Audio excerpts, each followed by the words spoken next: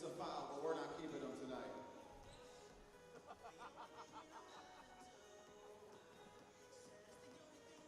Team Lynch bringing the ball up, ladies and gentlemen, C.C.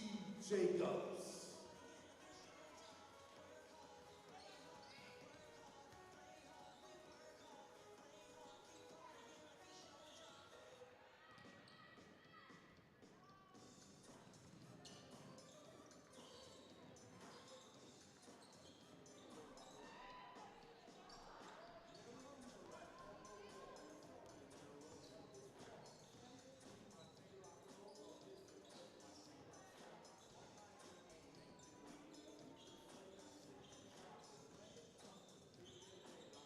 Come on, we need a basket.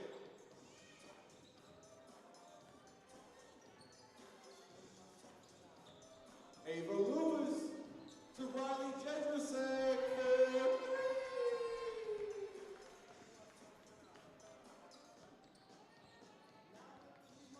All proceeds from tonight's game benefit the Lorain County Girls Basketball Coaches Association Scholarship Fund. Thank you to everyone attending.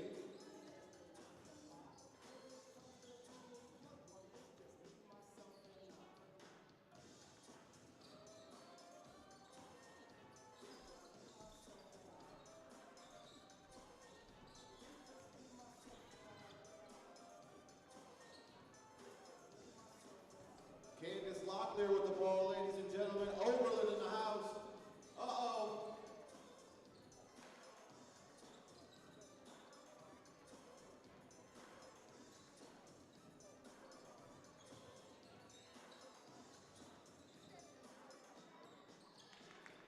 Callie Craybill.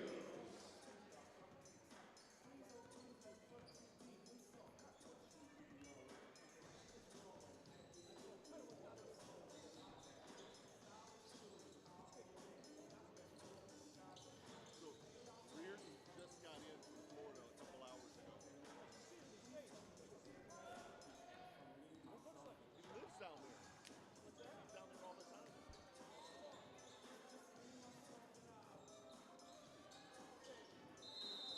Substitutions entering the ball game.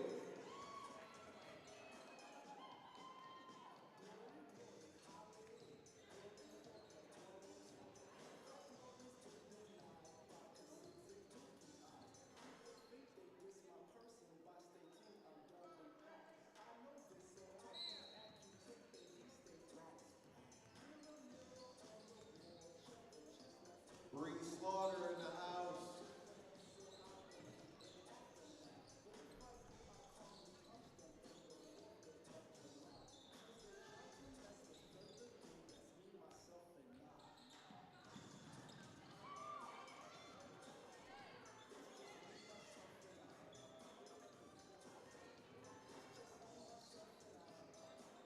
Simone Witt representing Lorain.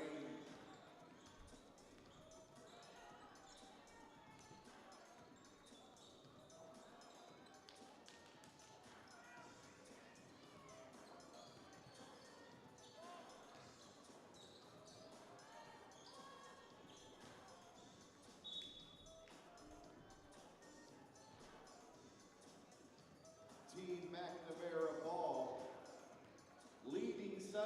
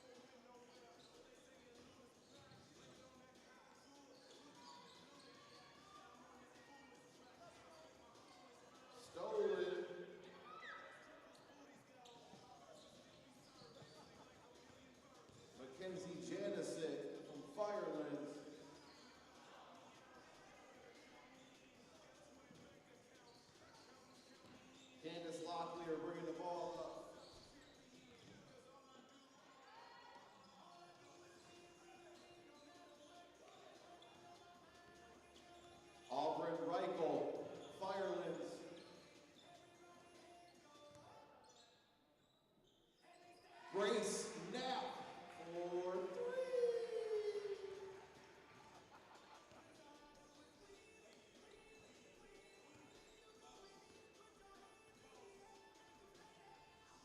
Come on, Team Brown. Y'all better start scoring.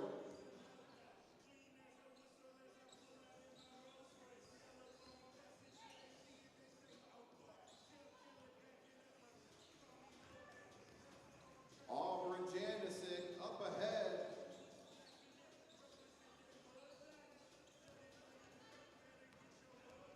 Coast to coast, Simone. Ball will stay here.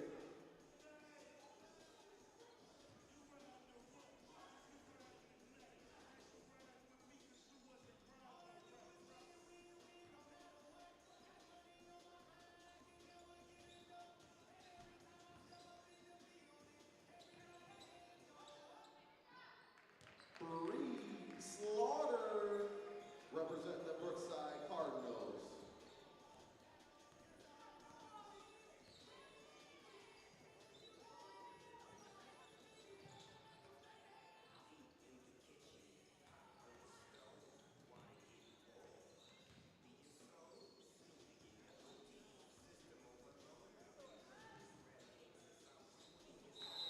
From downtown, Bree Slaughter for 3. 10-9. Let's go, Team McNamara.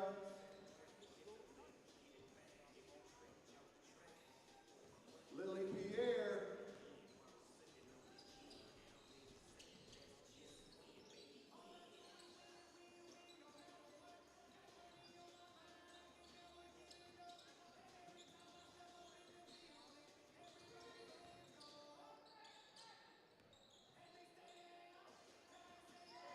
Anna Phelan from downtown.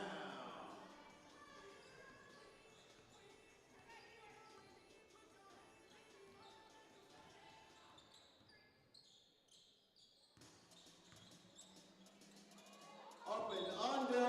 Oh!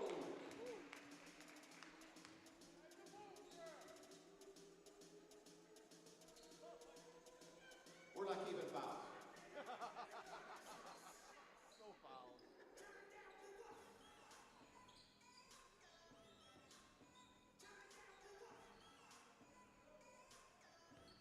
Simone Witt at the line, ladies and gentlemen, from Lorain High.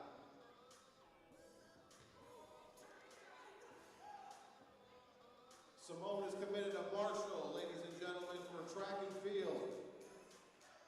Simone will be heading to Marshall next year.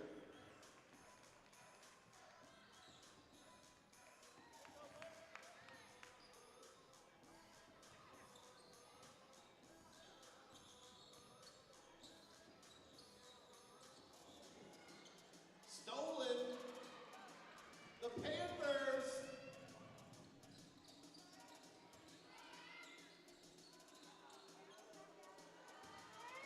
Uh-oh. Riley Jenderson.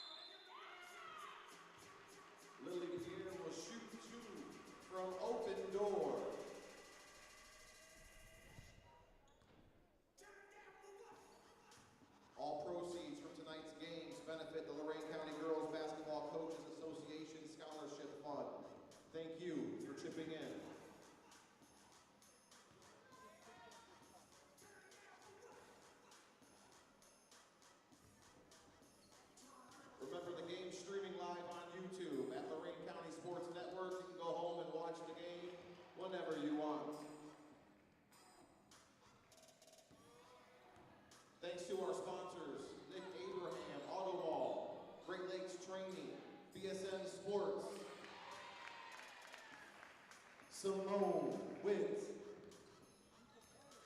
WOBL as well as WBLW in the building.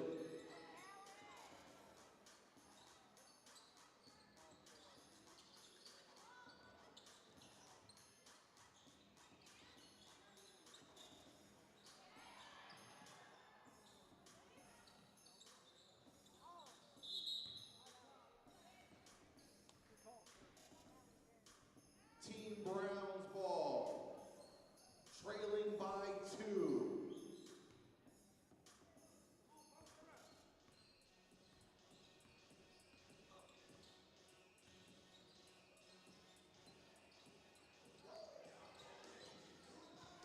Ava Lewis up ahead.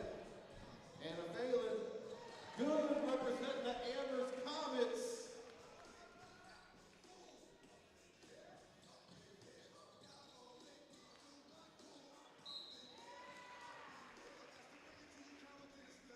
Simone Witt headed to the line for 2.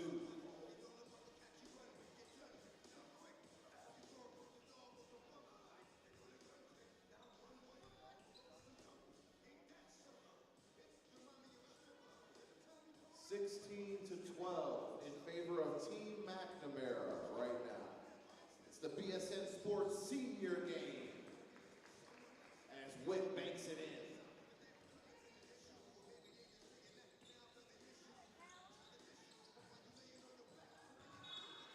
Ball stay there.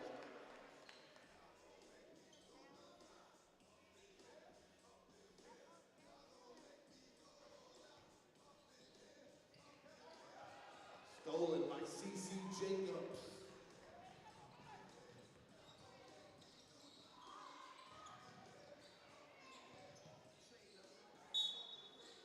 Ball will stay here. Substitutions, go ahead, substitutions.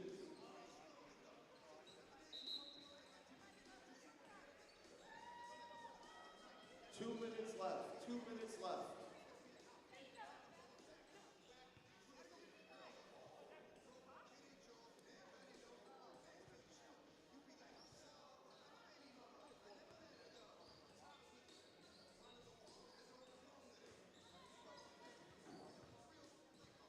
Amina Mustafa in the house.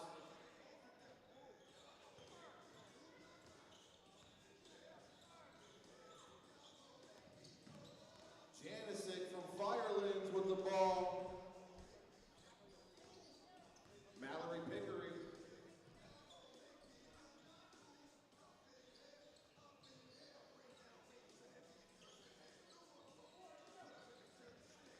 Clara McCown, ladies and gentlemen.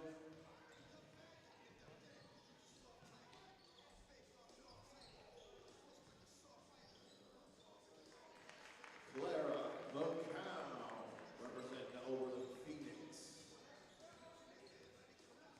Mallory Pickering from the Dukes.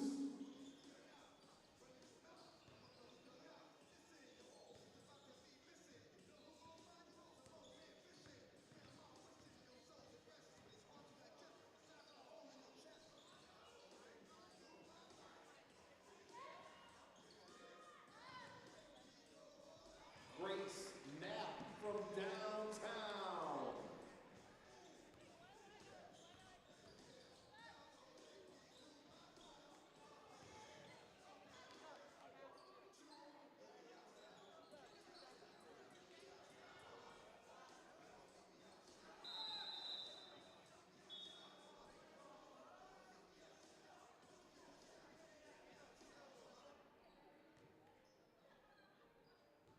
(19-15) in favor of Team McNamara.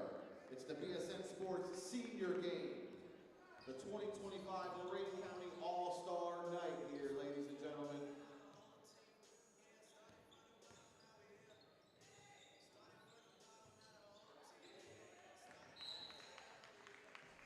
Heads the other way.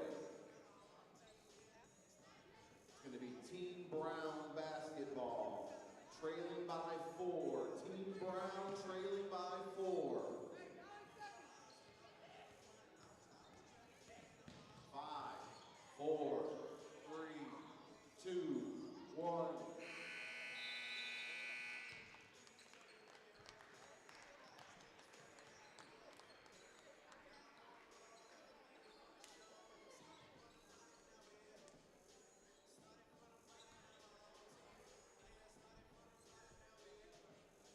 to give out some awards, ladies and gentlemen. Your name in the police report today.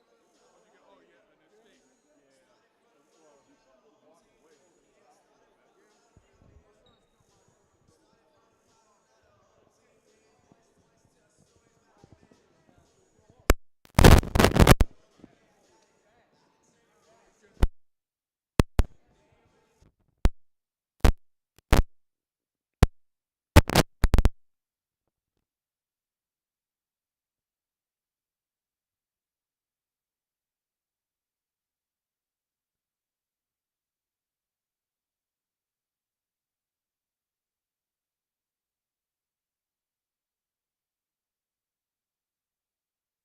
Association. Perfect.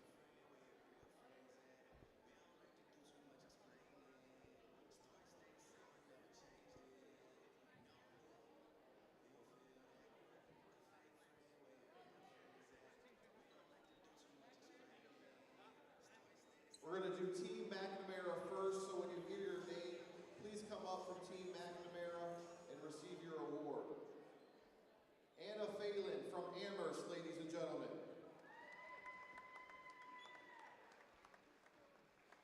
Isabel Bermudez from Firelands.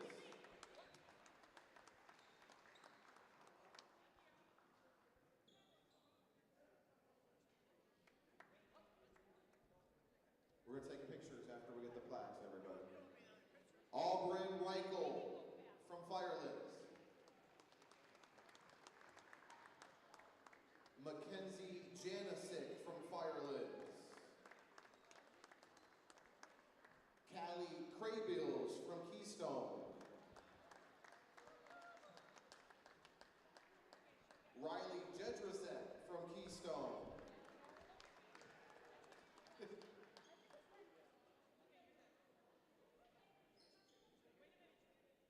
Look at Coach Bancic. Ava Lewis, Midview.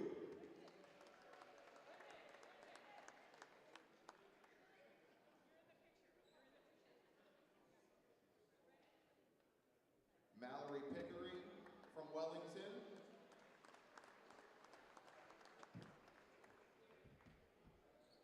Lily Pierre from Open Door.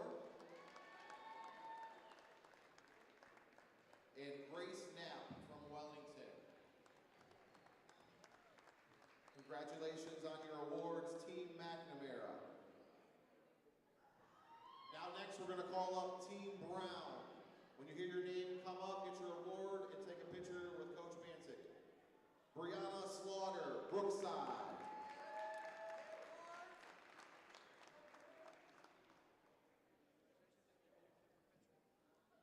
Emmy Grasso, Elyria Catholic.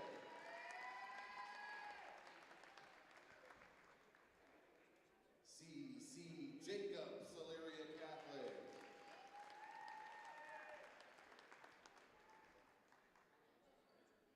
Aaliyah Maxwell, Elyria Catholic.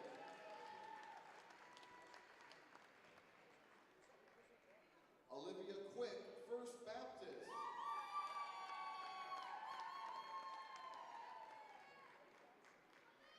Amina Mustafa, Lorain.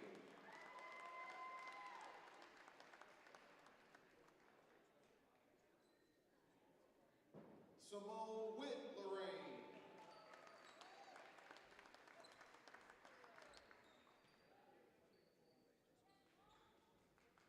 Clara McCown, Oberlin.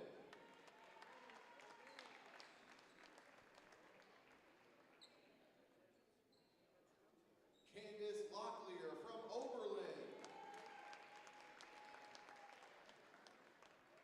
And Jayla Peak from Vermilion. Congratulations, Team Brown.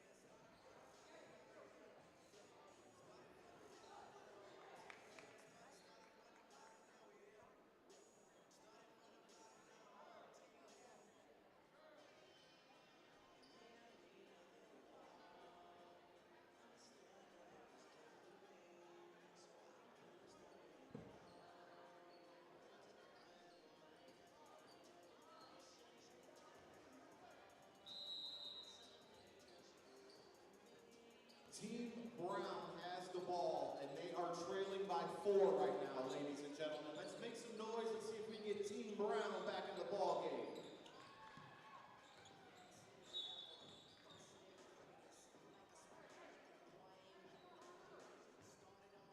Ball will stay here.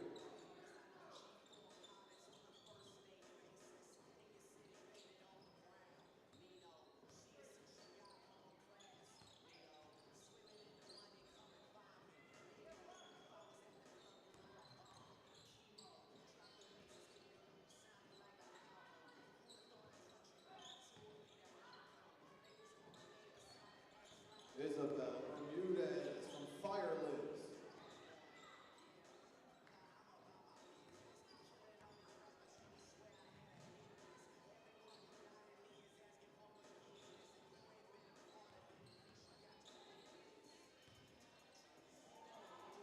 Nice up and under. Mackenzie Janisic representing the Falcons.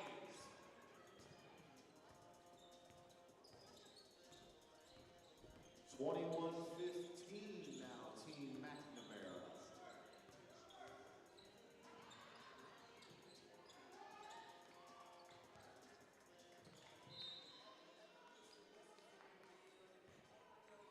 Team McNamara ball.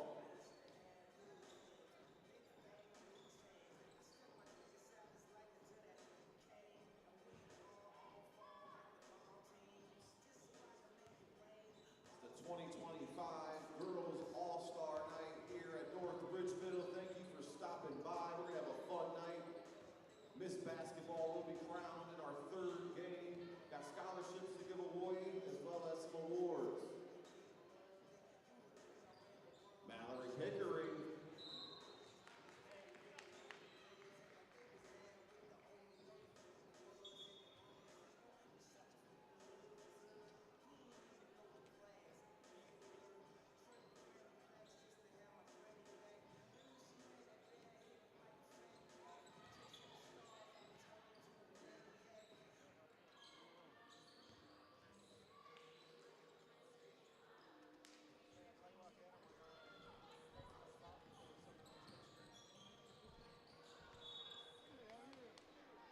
Team McNamara basketball. They lead by 6, ladies and gentlemen. Mackenzie Janisic from Firelands controls the ball.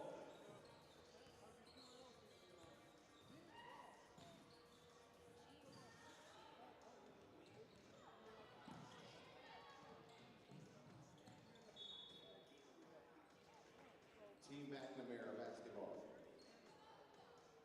It's the BSN Sports Senior Game.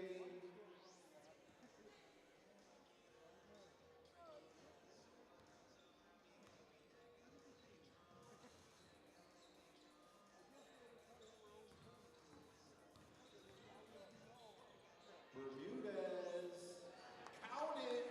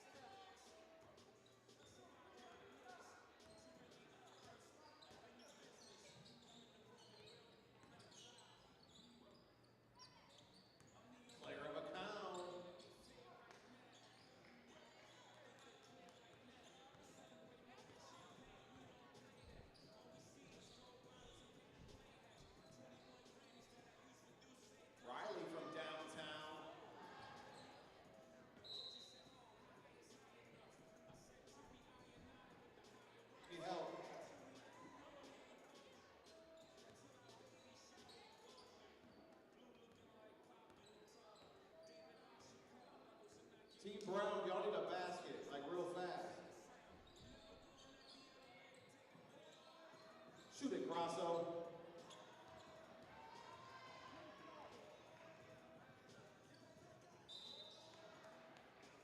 Ava Lewis headed to the line.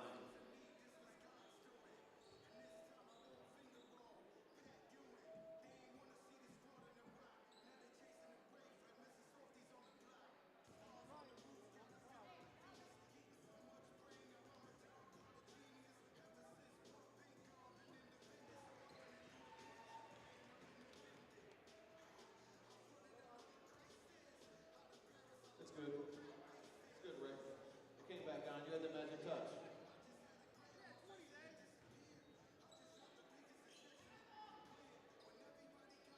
Coach Brown trying to get more points, ladies and gentlemen. 26-15 is your score. Slaughter.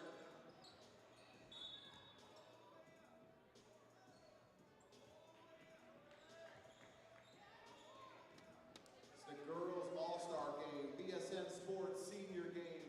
Thank you for being in attendance. All proceeds tonight benefiting Lorain County Girls Basketball Coaches Association Scholarship Fund. We got some awards to give out. Who's gonna be Miss Basketball? I don't know.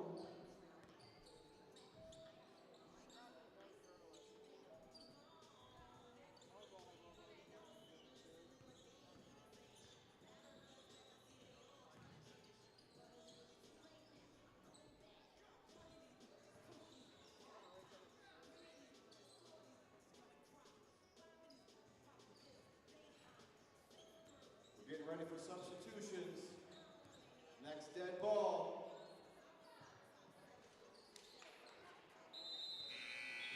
Go ahead. 26-15 in favor of Team McNamara, ladies and gentlemen.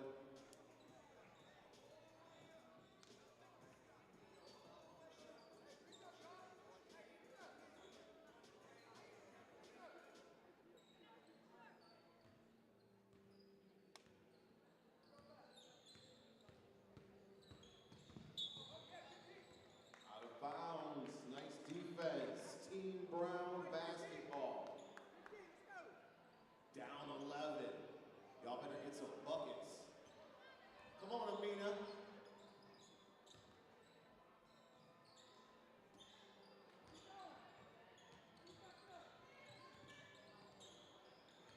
Six minutes left.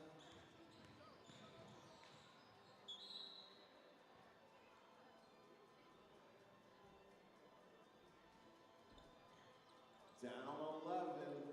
The comeback begins right now. The comeback begins right now. Down 11. Let's go. There it is. Bang.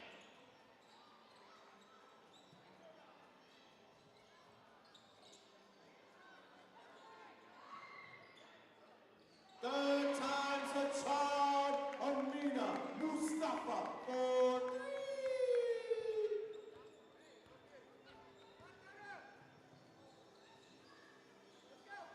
Let's go, push it, let's go.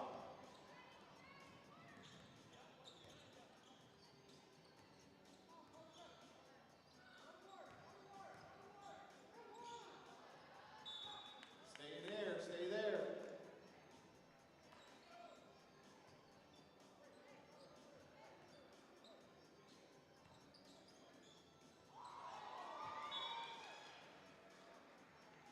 Grace Knapp said, not up in here.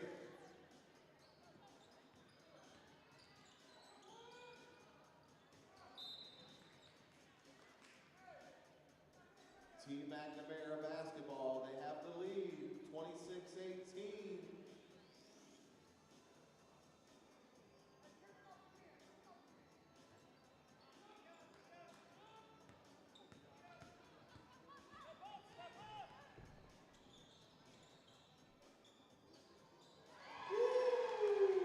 Mallory Pickering to Grace Knapp is the Dookies connection for three.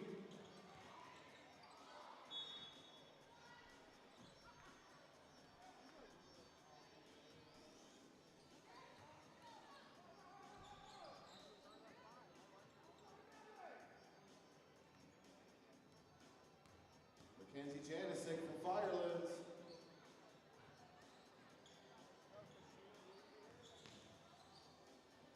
Four minutes left, 4 minutes.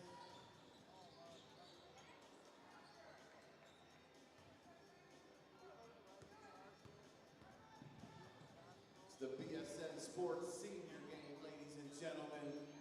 Final 3 minutes. Baseline jumper Mallory Pickering is good.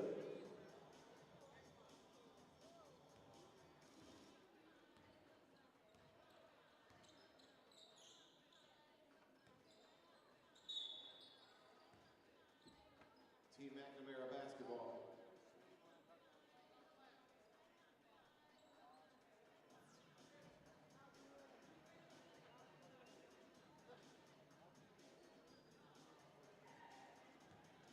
We got the Rising Stars game coming up next, ladies and gentlemen. The Rising Stars. It's the future of Lorain County hoops coming up next.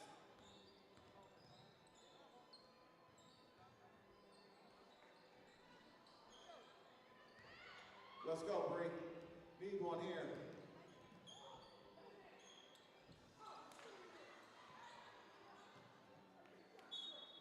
It'll stay with Team Brown. Claire McCown checks in from Oberlin.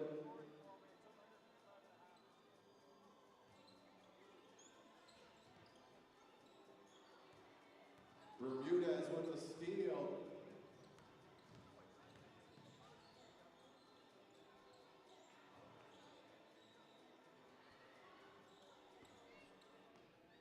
Jacobs to McCown for 2. Substitutions, let's go. Final 2 minutes. Final 2 minutes. It's not over yet. 11 points ain't nothing. Can we get some pressure defense, y'all? Can we get some pressure defense?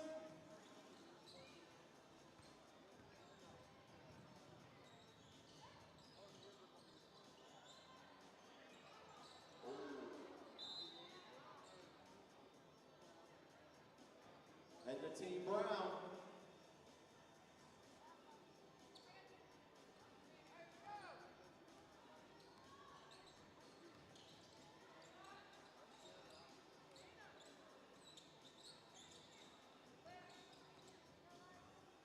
Riley Jedrzejczyk.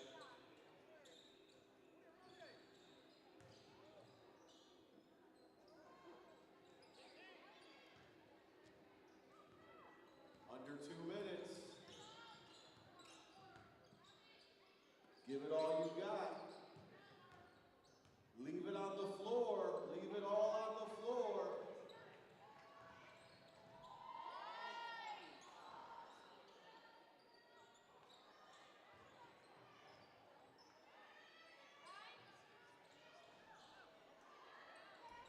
Callie Craybills from Keystone.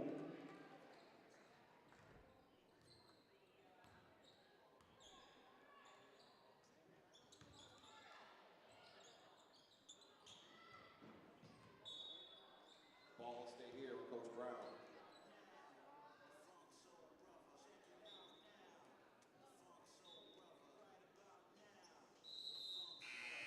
Substitutions.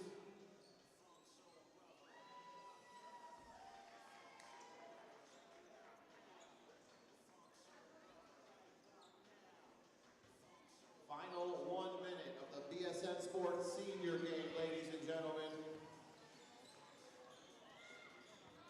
Lily Pierre controls it from open door. Riley Jedrzejczyk from way downtown. That was from the range.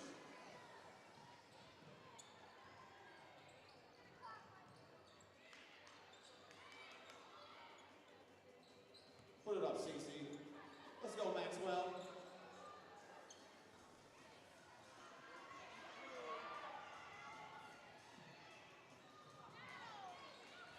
Stolen Candace Locklear from Oberlin. 23 seconds left.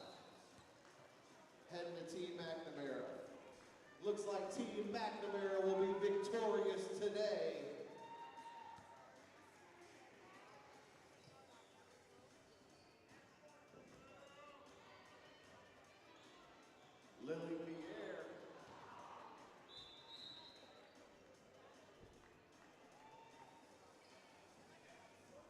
10 seconds left. 10 seconds.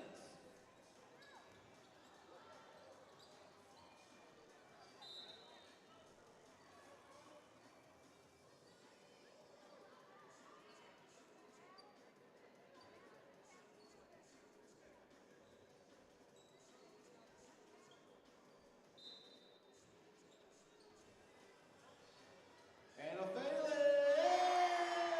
from Elvis. The dagger, ladies and gentlemen, the dagger. 36 to 20 in favor of Team McNamara. It's the BSN Sports Senior Game. Congratulations, ladies.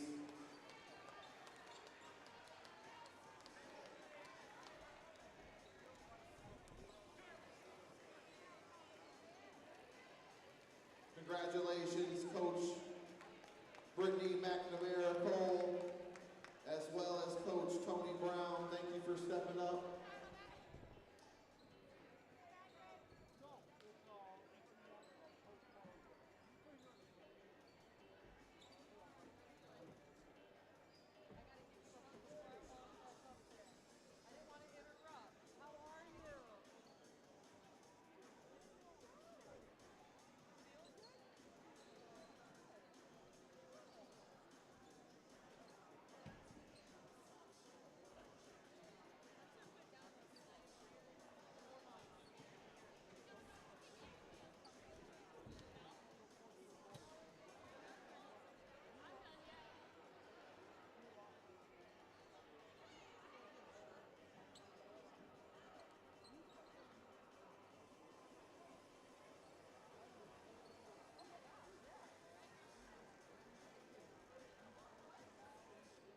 We are going to give out honorable mentions, all Lorain County, Division 6 and 7.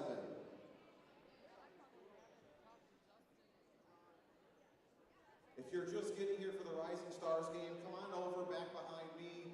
See Coach Cheryl Bancic for your shirt.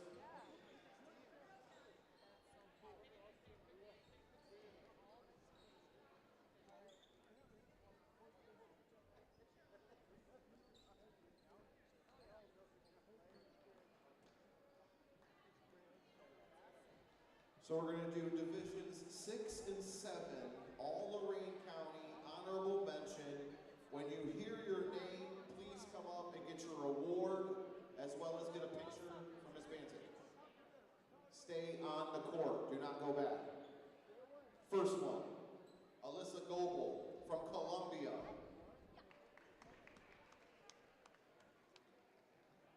Audrey Goebel from Columbia.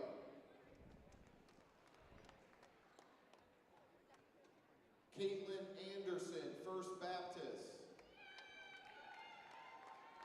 This is honorable mention, all Lorain County, Division 6 and 7. Olivia Quick, First Baptist.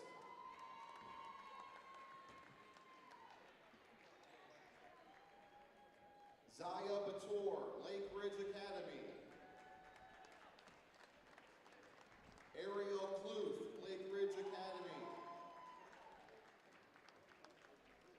Jayana Jones from Oberlin.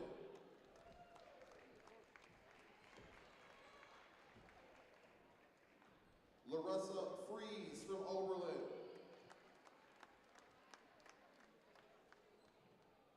Anna Kogelman from Open Door.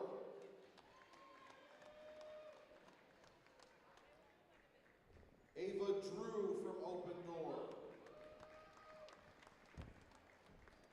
Mallory Pickering from Wellington.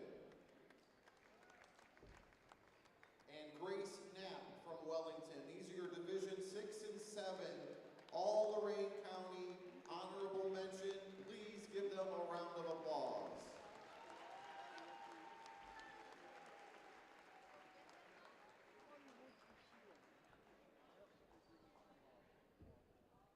Next, we will be honoring all Lorain County, honorable mention for girls in Divisions 4 and 5. When you hear your name, please come to the center court. Marky Alif from Brookside. Bree Slaughter, Brookside. Ramos, Clearview. Adriana Conley, Clearview. Gabby Rodriguez, Elyria Catholic. Sophia Nieders, Elyria Catholic. Isabel Bermudez, Firelands.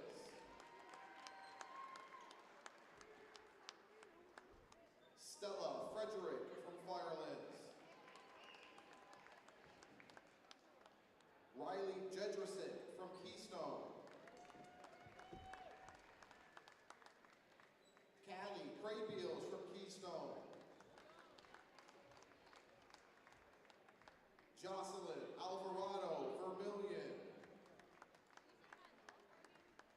And Morgan Frank, Vermilion. Congratulations, all Lorain County, honorable mention, Divisions 4 and 5.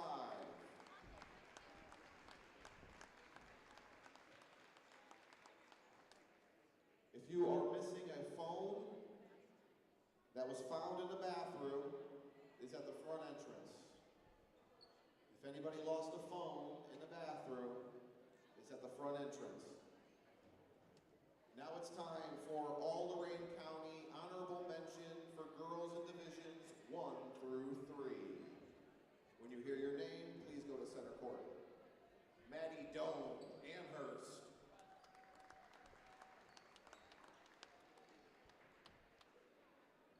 Sarai Hussein Bey, Amherst. Audrey Lammers, Avon. Ava Mitchell, Avon. Alyssa Jones, Avon Lake. Evelyn Ritt, Avon Lake. Arabella Sauer, Elyria. Alexis Lucky, Elyria. Ava Miller, Lorain. Rajaya Phillips, Lorain. Riley Fry, Midview. Layla Morgan, Midview. And for your Lady Rangers, Gabby Thibodeau, North Ridgeville. And Raina Balderas, North Ridgeville. Congratulations, all Lorain County honorable mention for girls in divisions 1 through 3.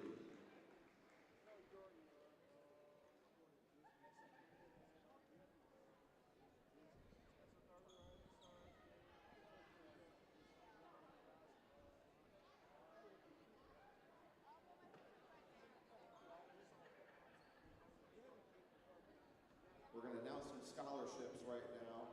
16 scholarships, $400 each. Your entry fee and everything is paid for. When you hear your name, please come on out to center court and receive your scholarship. And remain standing.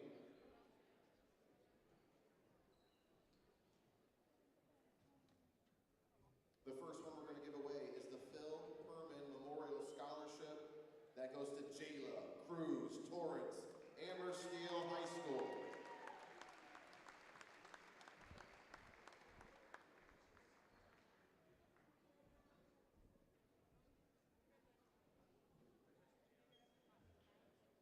The next award we're going to give out is the Marty Yonkov Scholarship.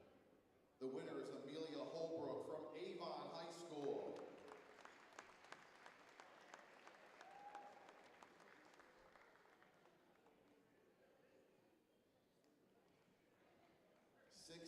Scholarships going to be awarded here tonight.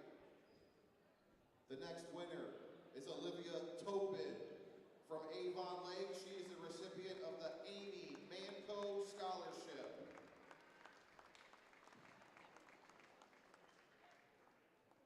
The next award Shoki from Columbia High School.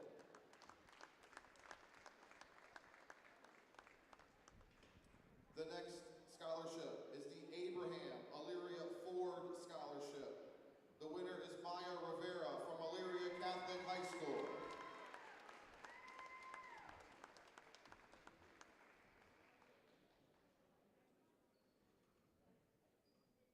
The next award is the Jim Vincent Memorial Scholarship. And the award goes to Ava Wan from Elyria High School.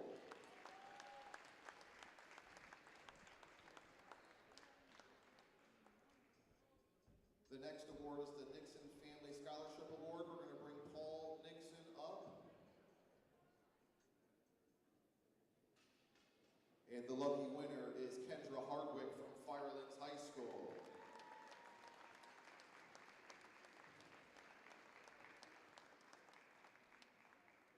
The next scholarship is the WOBL WDLW Scholarship, which belongs to Olivia Quick from First Baptist Christian School.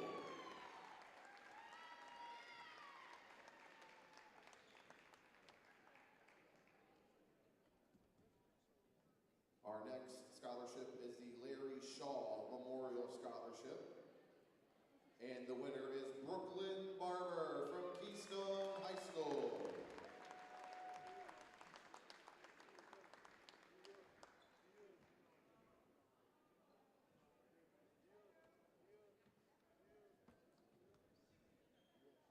Our next scholarship is the Paul Bieber Memorial Scholarship.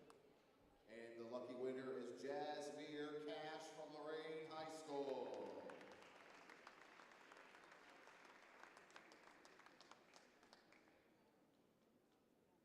Our next award is the Kim Kaufman Scholarship.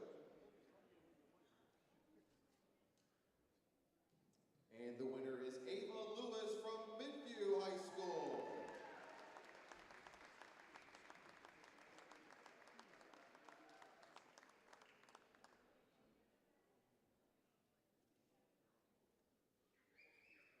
The next scholarship is the Great Lakes Storm Scholarship. Is Jay Valadez in the house?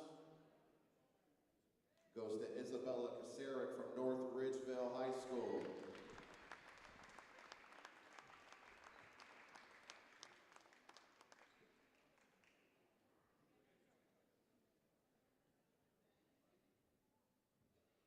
The next scholarship is the Sue Brady Scholarship, which goes to Candace Locklear from Oberlin High School.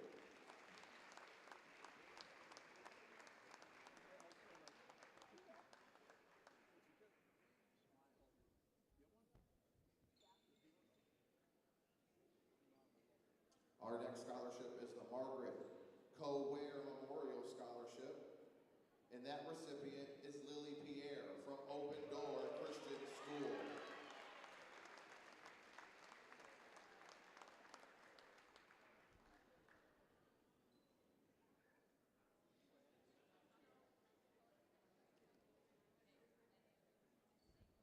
Our next scholarship is the Skip Davis Scholarship, and the recipient is Claire Bartlemay from Vermillion High School.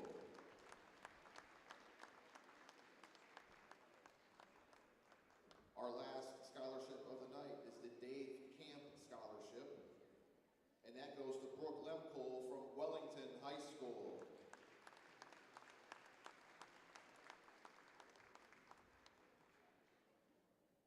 Congratulations to our 16 recipients here in Lorain County.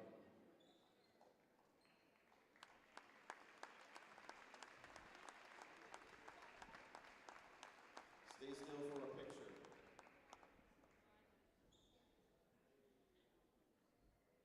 All proceeds from tonight's game benefit the Lorain County Girls Basketball Coaches Association Scholarship Fund.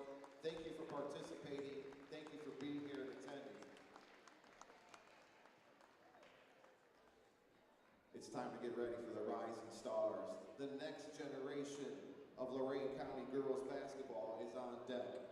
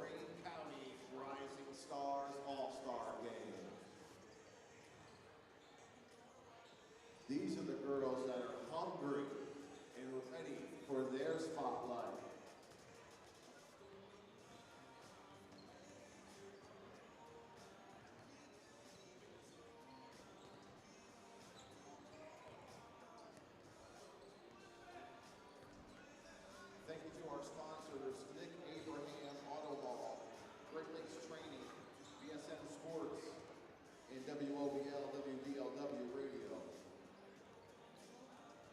Tonight's broadcast is being streamed on YouTube completely free. You can watch the replay whenever you want. Just go to Lorain County Sports Network, like, follow, and subscribe. We appreciate it.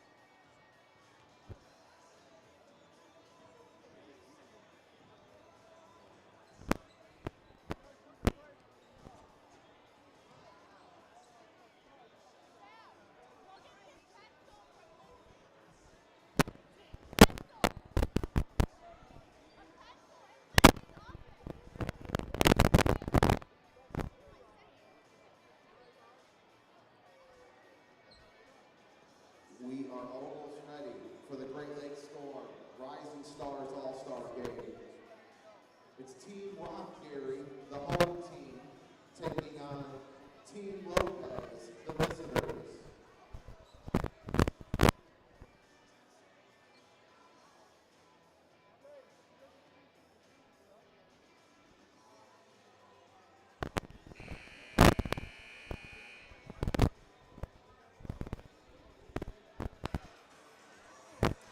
Welcome on to the North Ridgeville Academic Center. Hopefully you're enjoying the festivities tonight for the Lorain County Girls Basketball Coaches Association All-Star festivities.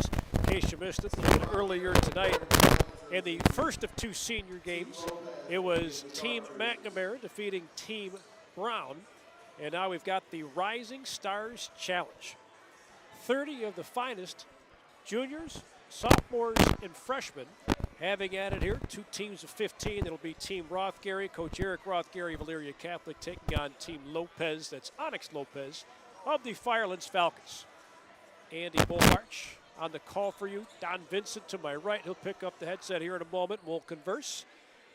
We've got the director and the captain of the ship, my man Edwin Vereen, and a host of others, David Q.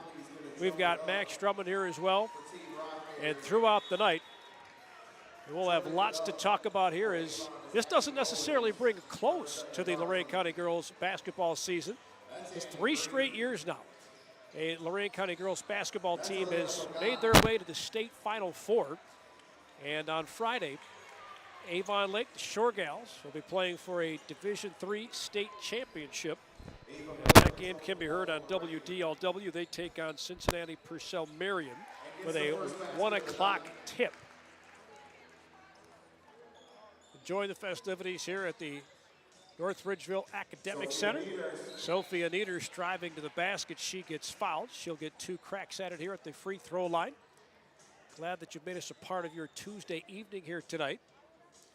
Don't forget, coming up on the Lorain County Sports Network on Saturday evening, it'll be the boys' end of this for the Lorain County Boys Basketball Coaches Association All-Star festivities. They've got a 3-point shootout, slam dunk contest, Rising Stars Challenge, and they've also got their senior All-Star game as well. Leaders will split the pair. And Team Rothbury will go from our right to our left. Leah DeFranco had it, gave it up. 3-ball on the way from the top. That missed a little bit long from Hunter Crum. Team Rothbury hangs on to it. 3 Midview middies in this starting lineup. Elena Pagan with the steal. Down the floor to Abby Owens. Eagle to eagle, and Owens will finish off the glass. One of the cool parts about this evening, you get the who's who in girls basketball in Lorain County here. Boy, a deep 3 coming from the top for DeFranco. And that one missed a bit left. Rebound pulled down by Sophia Nieders to Valeria Catholic. Annie Green had it poked out of her hands, and it's stolen away. Ava Miller had the steal, then she had her pocket pick. Team Rothbury trying to rush it down the floor. Team Lopez with it. Green for 3 for the top, missed it short. The ball is pinballed around and it goes out of bounds.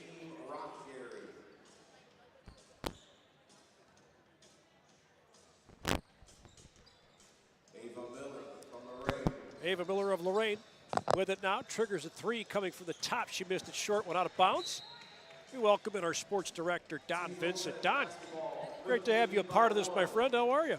I'm well. I always enjoy All-Star evenings. Over the last several years, we've got to play a little bit more of a role in this. I really kind of like where we're going with our coverage this year with the stream, and I appreciate you jumping on here and just kind of taking the reins. But, boy, fun evening.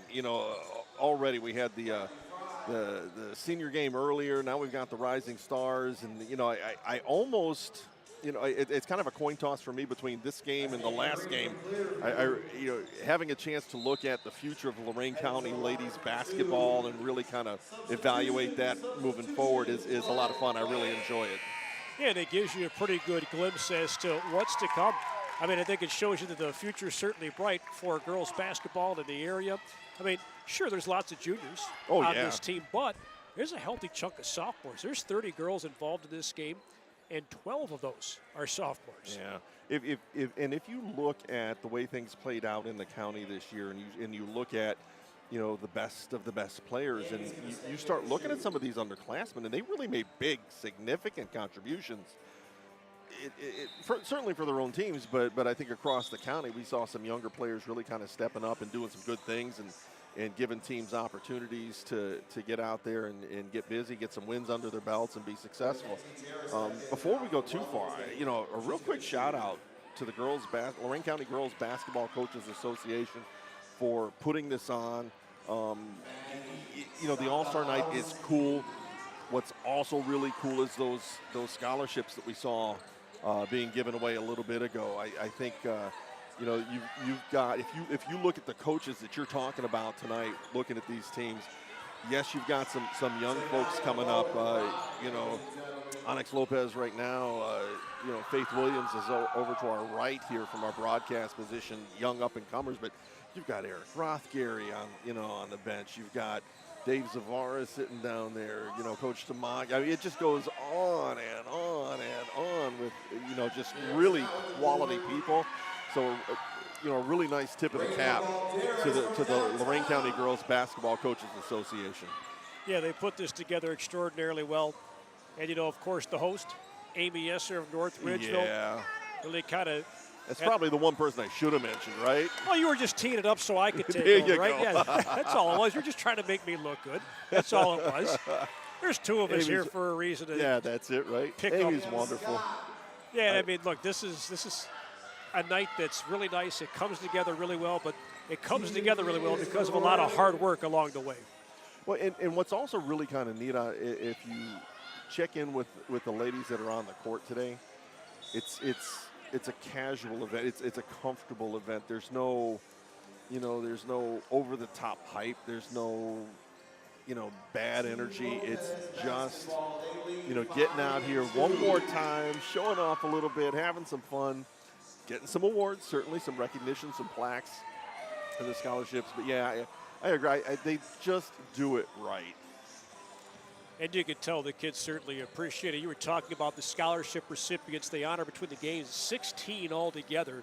And look, as a guy that's got a couple of nephews going to college right now, I know that every little bit certainly helps. It is a bit of a challenge sometimes financially to make that work. So every little bit helps. And it's also nice to see some of those seniors get some recognition. And, you know, those scholarships that they give away all kind of mean something. They're named, and we can steal the list from Dave Rivera, who's, by the way, one of our team members who's handling all the PA duties today and doing a great job. He's got the sheet with all the scholarships, but, you know, just they're named after people. They're recognizing some great names from the ladies basketball community. And I'm going to pat us on the back. One of those scholarships comes from the stations as part of our sponsorship of Miss Basketball. Yep. So, you know, we're happy to be able to play that role as well. Cam Scott with the bucket just a few moments ago. And you talked about it being casual. Well, you know, our broadcast is pretty casual yes, as well. Tegan Villegas sinks a 3-ball, tie things up at 7 apiece.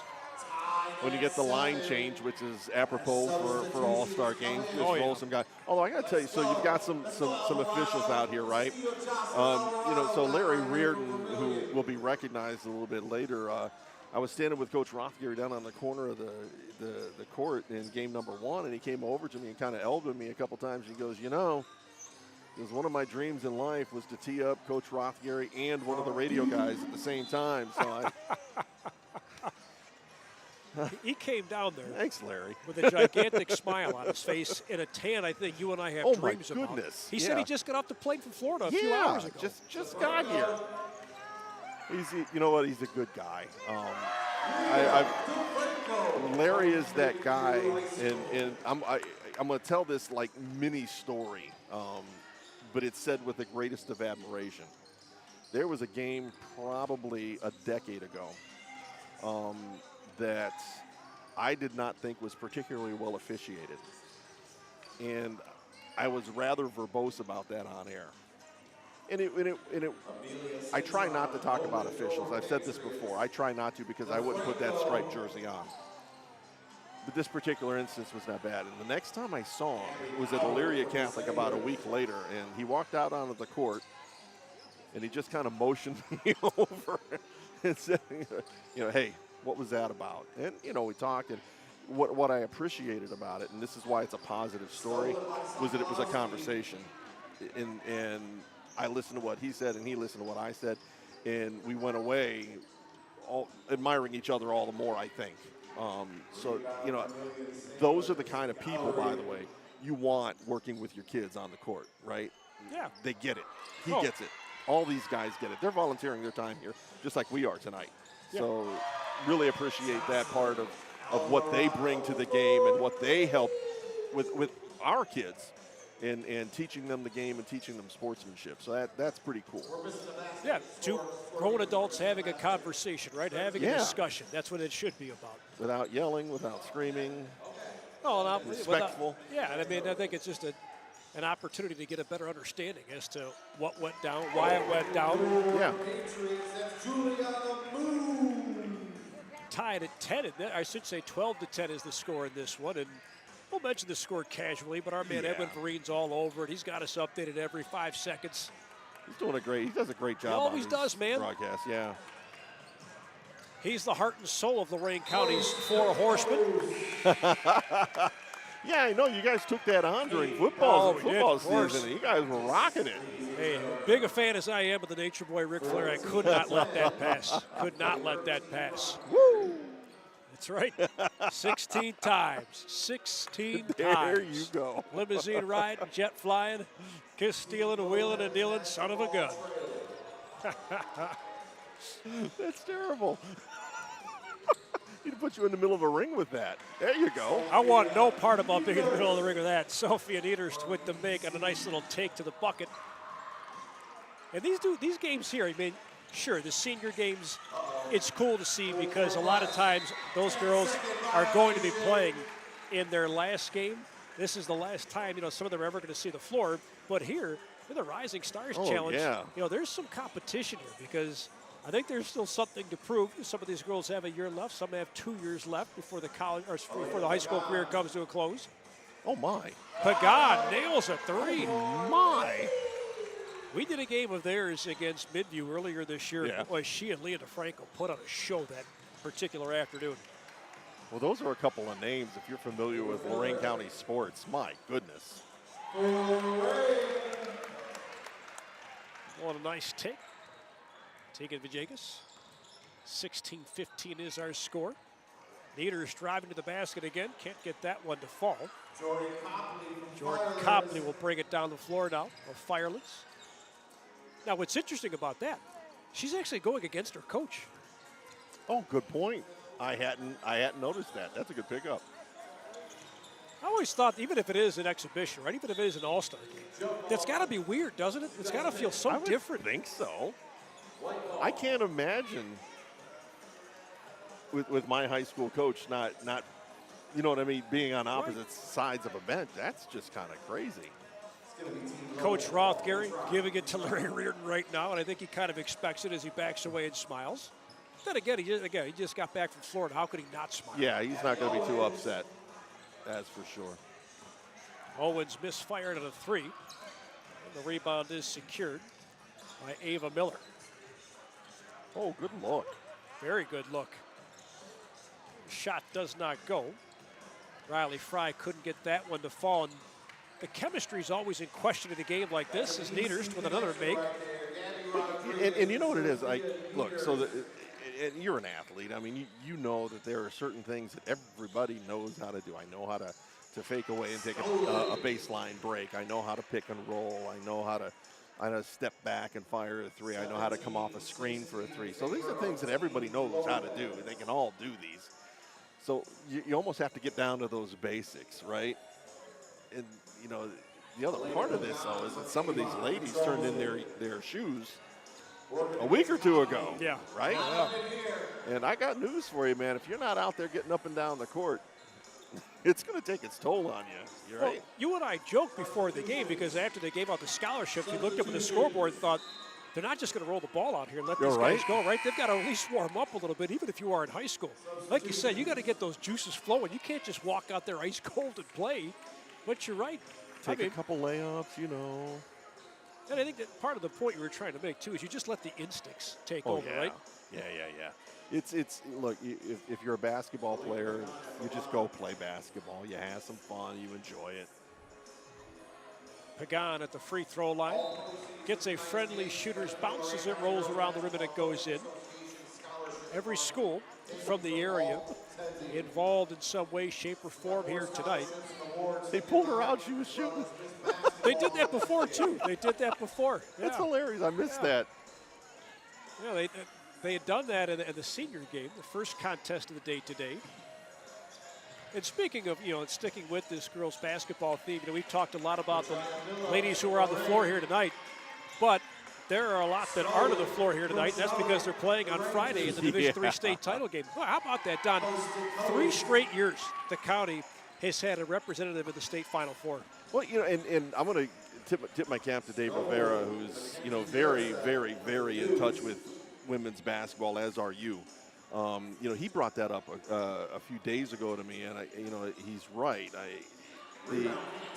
Our success in Lorain County in terms of traveling through the tournament has come pretty dramatically from the ladies. Cam Scott with the hoop and the harm. So Dave Rivera and John Guzik will be down in Dayton for the game. We are making sure we've got all those arrangements made. And boy, look, and you go down there, you want to bring home that piece of hardware, no doubt. But my goodness, the ability, the opportunity, the honor of going down there and playing in that game. Look, I was around sports from the time I was 12 to the time I was like 22, playing through college football. Never in my life did I play for that level of championship, right? It's special.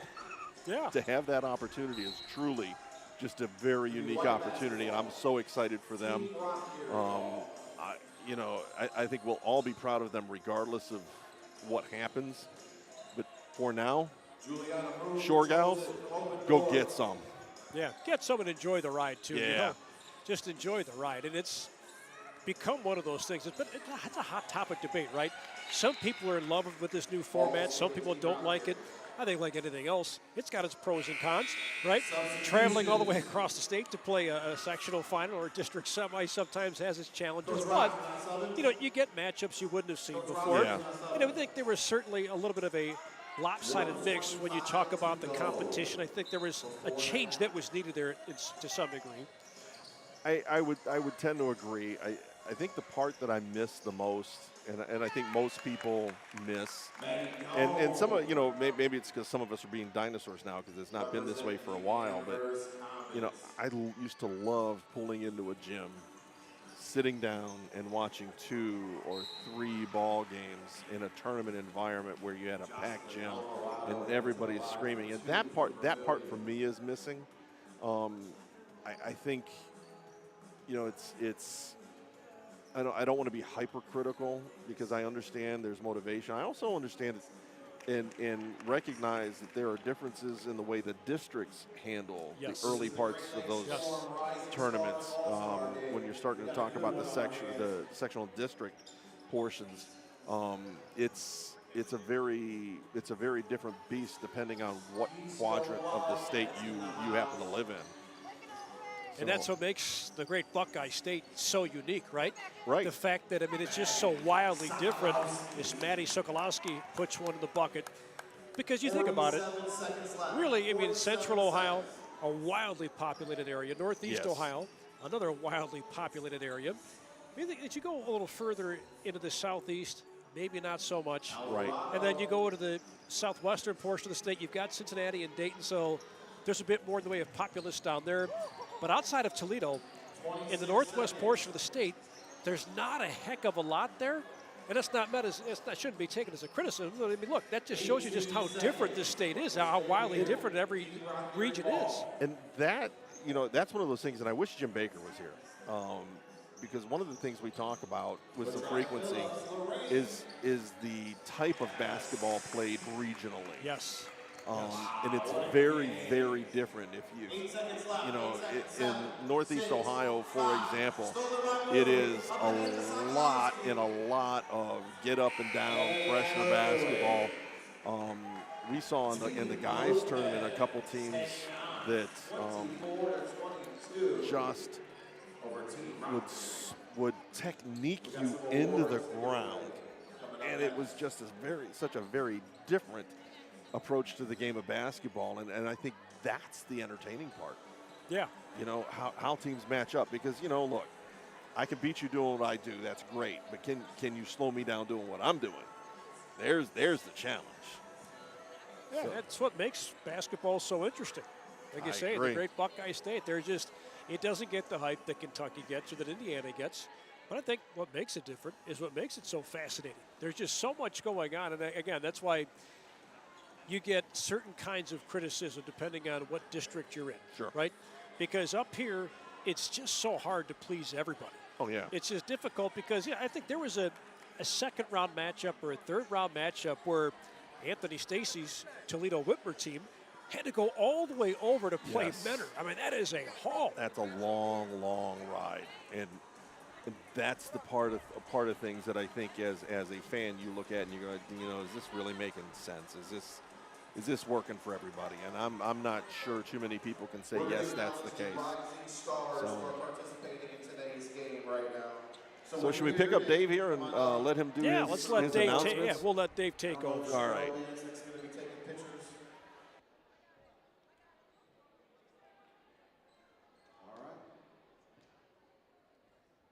So first up is Olivia Miller from Avon Lake,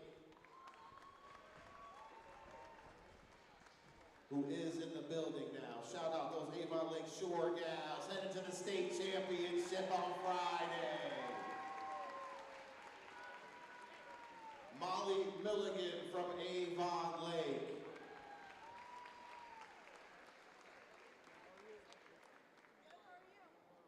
Maddie Doan from Amherst.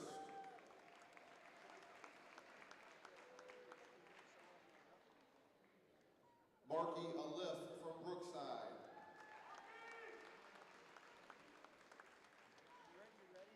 Jordan Copley, Firelands.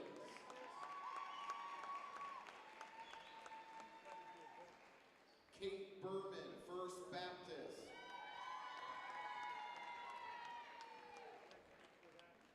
Maddie Sokolowski, Keystone.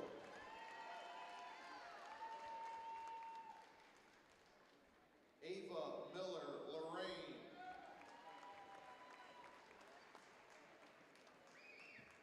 Brajaya Phillips, Lorain. Tegan Viegas, Lorain. Leah DeFranco, Midview. Hunter Crum, Midview. Riley Fry, Midview. Amelia Cintron, Open Door. Juliana Moon, Open Door. Congratulations, Team Rothgary, the Rising Stars. Now we'll do Team Lopez.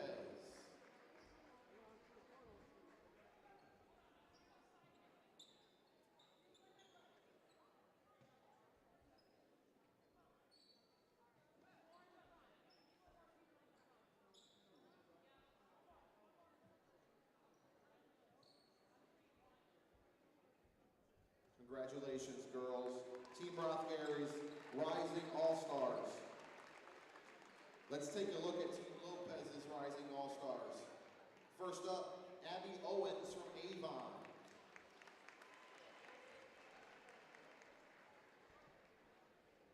Elena Pagan from Avon. Annie Green, Clearview. Cam Scott, Elyria.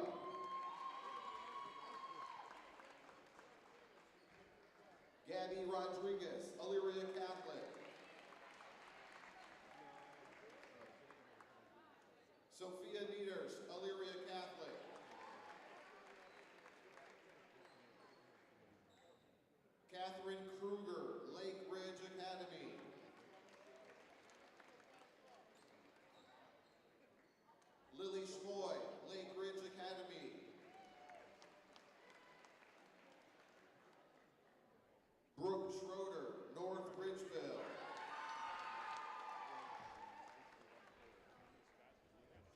Raina Balderas, North Ridgeville. Janaya Bowen, Pride, Oberlin.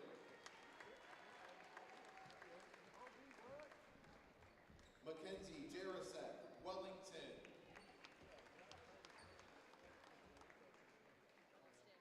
Caitlin Pickery, Wellington. Jocelyn Alvarado, Vermilion. And Abby Gowrie, Vermilion. Congratulations to Team Lopez's rising stars here in Lorain County.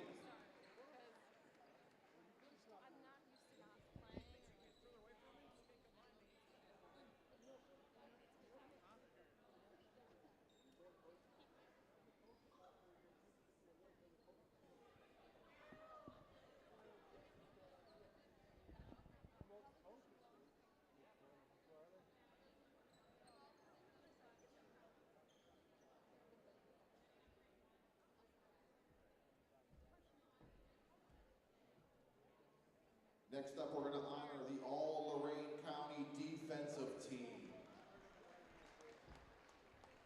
Come on out to center court for a picture. Up first, Amelia Holbrook from Amherst.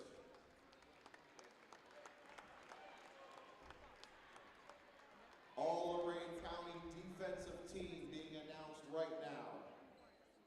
Grace Bender. From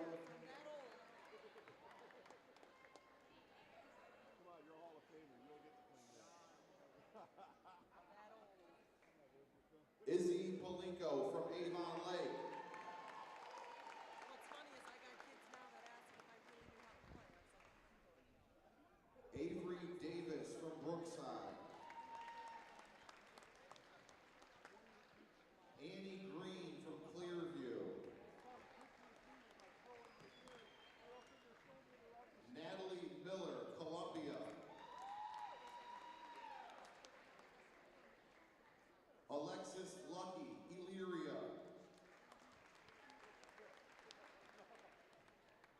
Kamara Ogletree, Elyria Catholic. Jordan Copley, Firelands.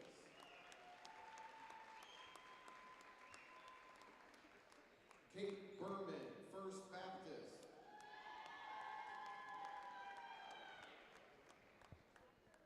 Lena Fulton from Lake Ridge Academy.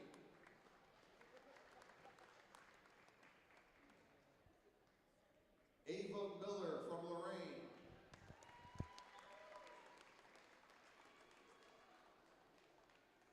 Vivian Castle, Keystone.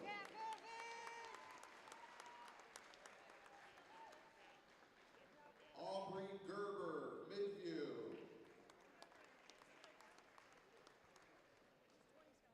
CC Bowman, North Ridgeville.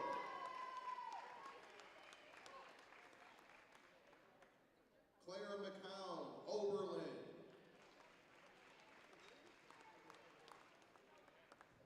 Amelia Cintron, Open Door. Morgan Frank, Vermilion. And Mallory Pickering from Wellington. This is your All-Lorain County defensive team, ladies and gentlemen.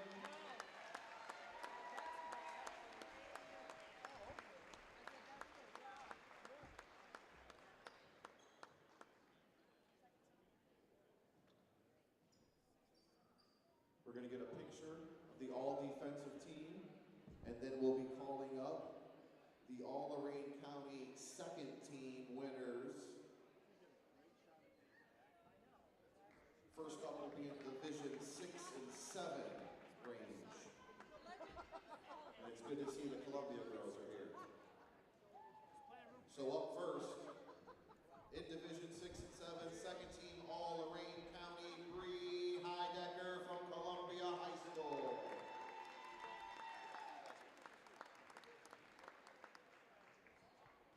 Sadie Schulke from Columbia High School.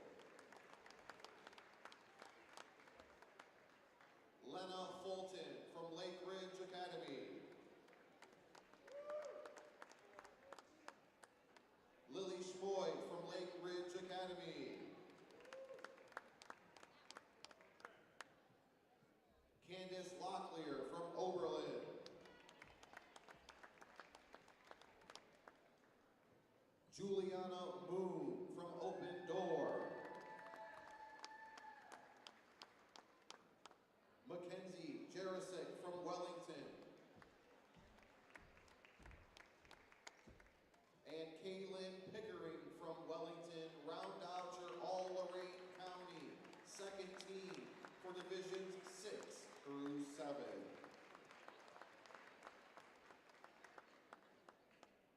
Up next, after our picture, will be Divisions 4 and 5, all Lorain County second team. When you hear your name, please come to center court. Up first, representing the Brookside Cards, Bella Diaz.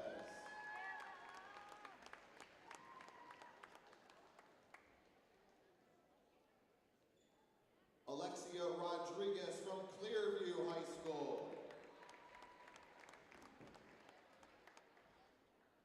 Kamara Ogletree from Elyria Catholic.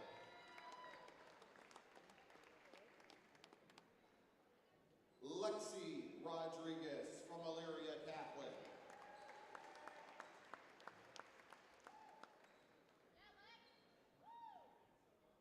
Addison Schrader from Firelands.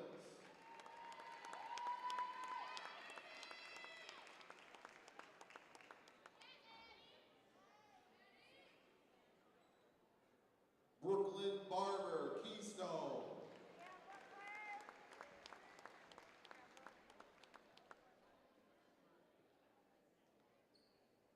Jada Gaines from Keystone.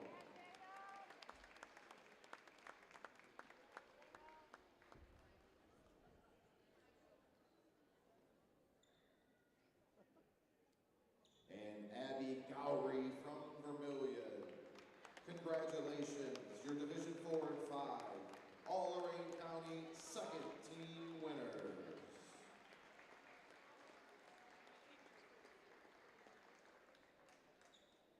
Next up will be our second team winners for Divisions 1 through 3.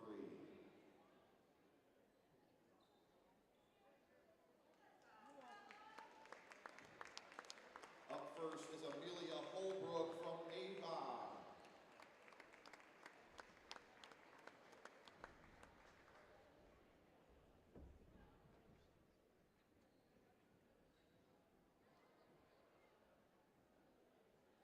Abby Owens from Avon.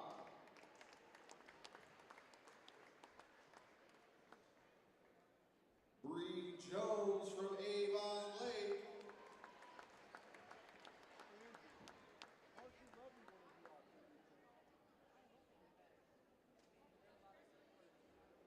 Molly Milligan from Avon Lake.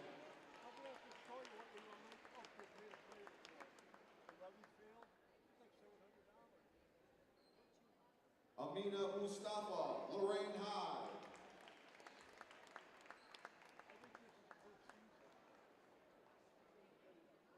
Jayla Cruz, Amherst.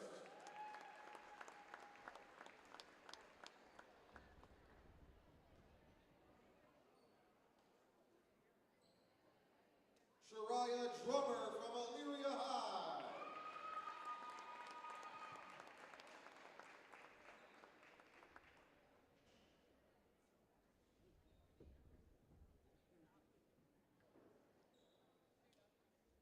Hunter Crump from Midview. And Brooke Schroeder from North Ridgeville. Congratulations, the second team, all Lorain County in Divisions 1 through 3.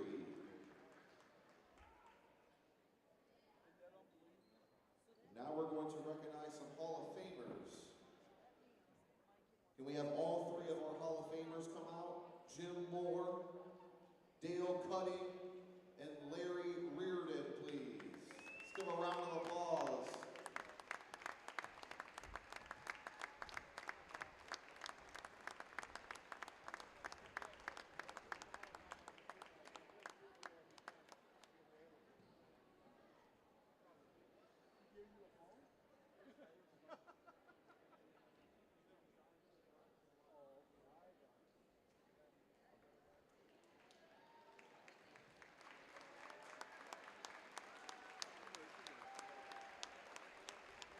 The first person we're going to recognize is Dale Cutting, ladies and gentlemen. Born and raised in Lorain, Ohio, to the late Ronald and Mary Ann Cutting, Dale Cutting has spent a lifetime dedicated to the community he calls home. He attended St. Peter Elementary and graduated 1977, where he was a 4-year letterman in both baseball and football. Beyond athletics, Dale was actively involved in several service organizations, embodying a commitment to teamwork, leadership, and service from an early age.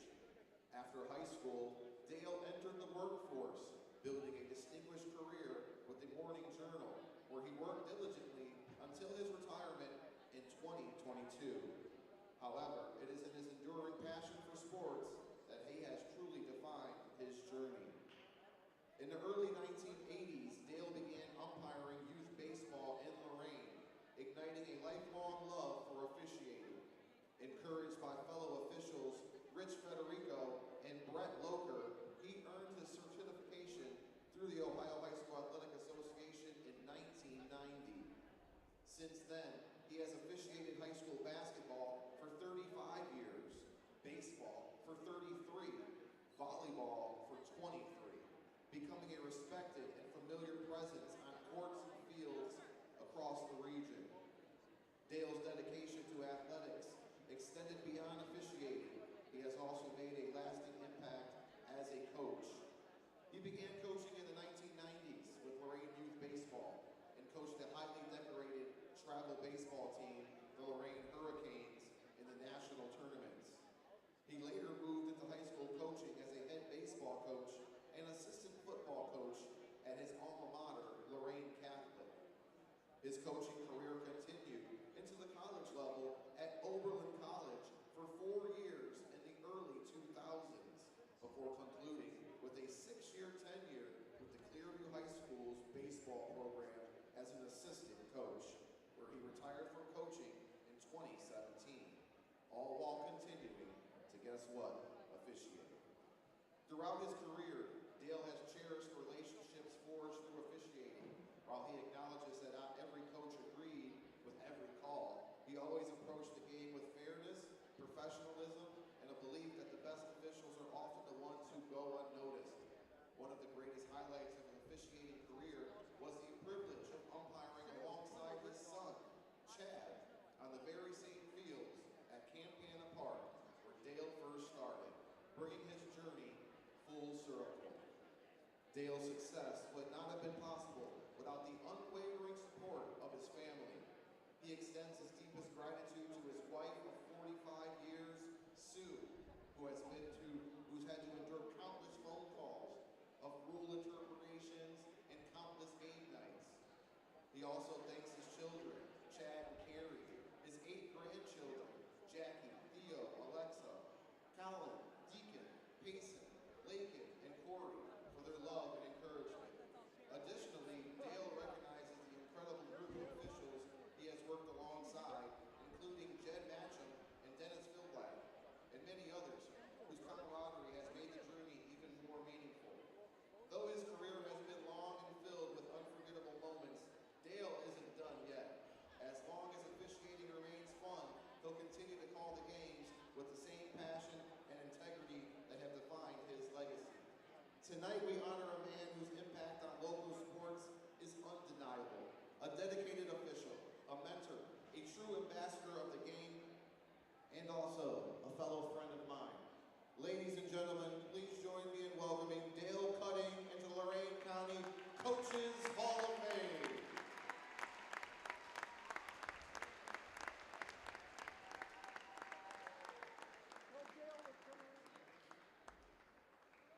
Jim Moore was born and raised in Lorain and is a proud graduate of Lorain City Schools. Growing up, Jim played Little League Baseball for the Elks Club.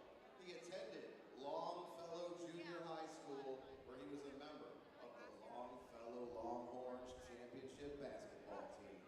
He also played football and ran track at Longfellow.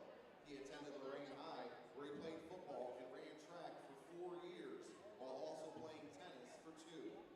After high school, Jim enrolled at Lorain County Community College, where he majored in health, physical education, and recreation. After graduating from LCCC, he attended Cleveland State University and received his Bachelor's of Science degree in special education. He is currently a special education teacher at Lincoln West High School in the Cleveland Metropolitan School District. During his summers, he was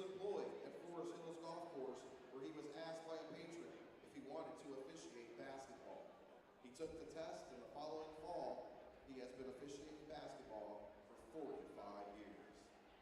He has officiated several sectional and district basketball games for both boys and girls. The best thing that occurred during his officiating career happened at Oberlin High School, where he met his wife, Ann, who was coaching basketball at Lorain Catholic High School at that time. Along with officiating basketball, he has also been officiating volleyball for 12 years. Ladies and gentlemen, please make some noise for Jim Moore. We would like to thank him for all of his service as he enters the Lorain County Coaches Hall of Fame.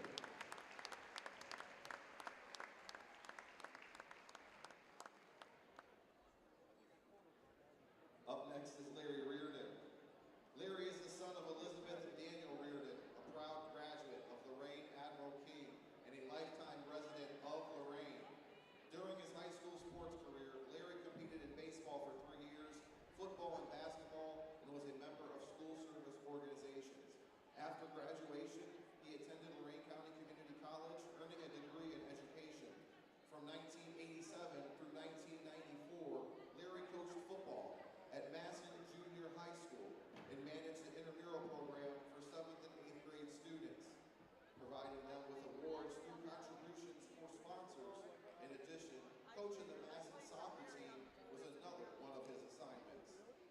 During the year 1985, Larry's refereeing career began. He refereed the elementary and middle school games for all 4 city schools in Lorain School District.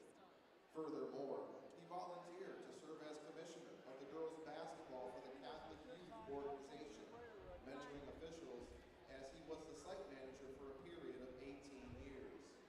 Larry became a certified basketball official in 1990, and he joined the Northern Ohio Officials Association.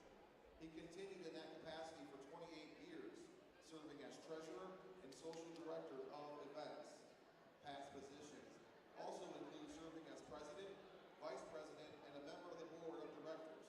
In 2010, he was inducted into the Northern Ohio Officials Association Hall of Fame. Among his proudest accomplishments in his refereeing career are the following. He was selected for multiple Ohio State tournament assignments in Columbus, semifinal and final competition.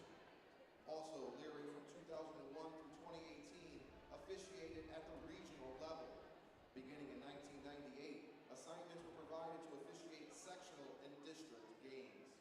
Larry considers his most cherished award to be when he received recognition at the Boys All-Star Game in 2018 for his lifetime of officiating excellence. All of Lorain County coaches gathered to express their sincere gratitude for his service as a distinguished referee. A referee must have intense concentration, total command of the ever-changing rules, total objectivity to provide fairness to the participants, and the ability to withstand uninformed complaints. Not an easy job. But Larry did it, and Larry did it well. Larry wishes to convey his thanks to the person who provided him with the strongest support that anyone could provide, the love of his life, his wife, Karen Regan. Welcome Larry Reardon into the Lorain County Girls Basketball Association, ladies and gentlemen. Thank you for your service, Larry, Jim, and Dale. And congratulations on your award.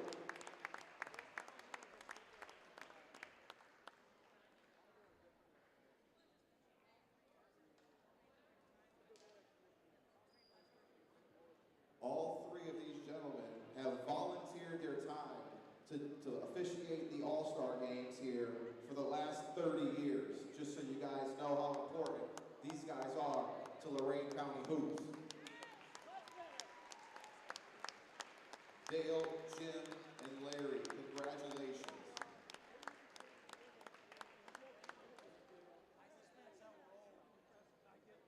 Now let's get the second half underway. Warm back up.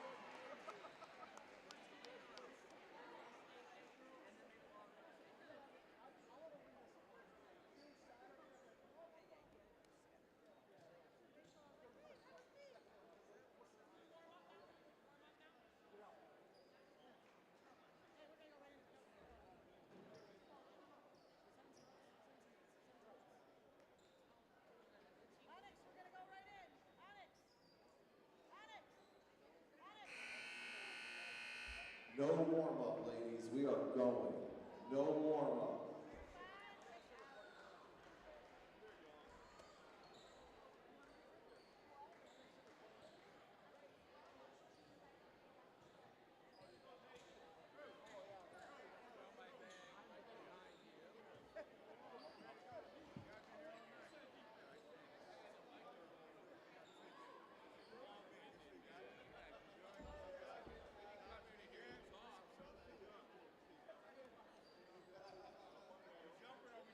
We got some new refs too, ladies and gentlemen.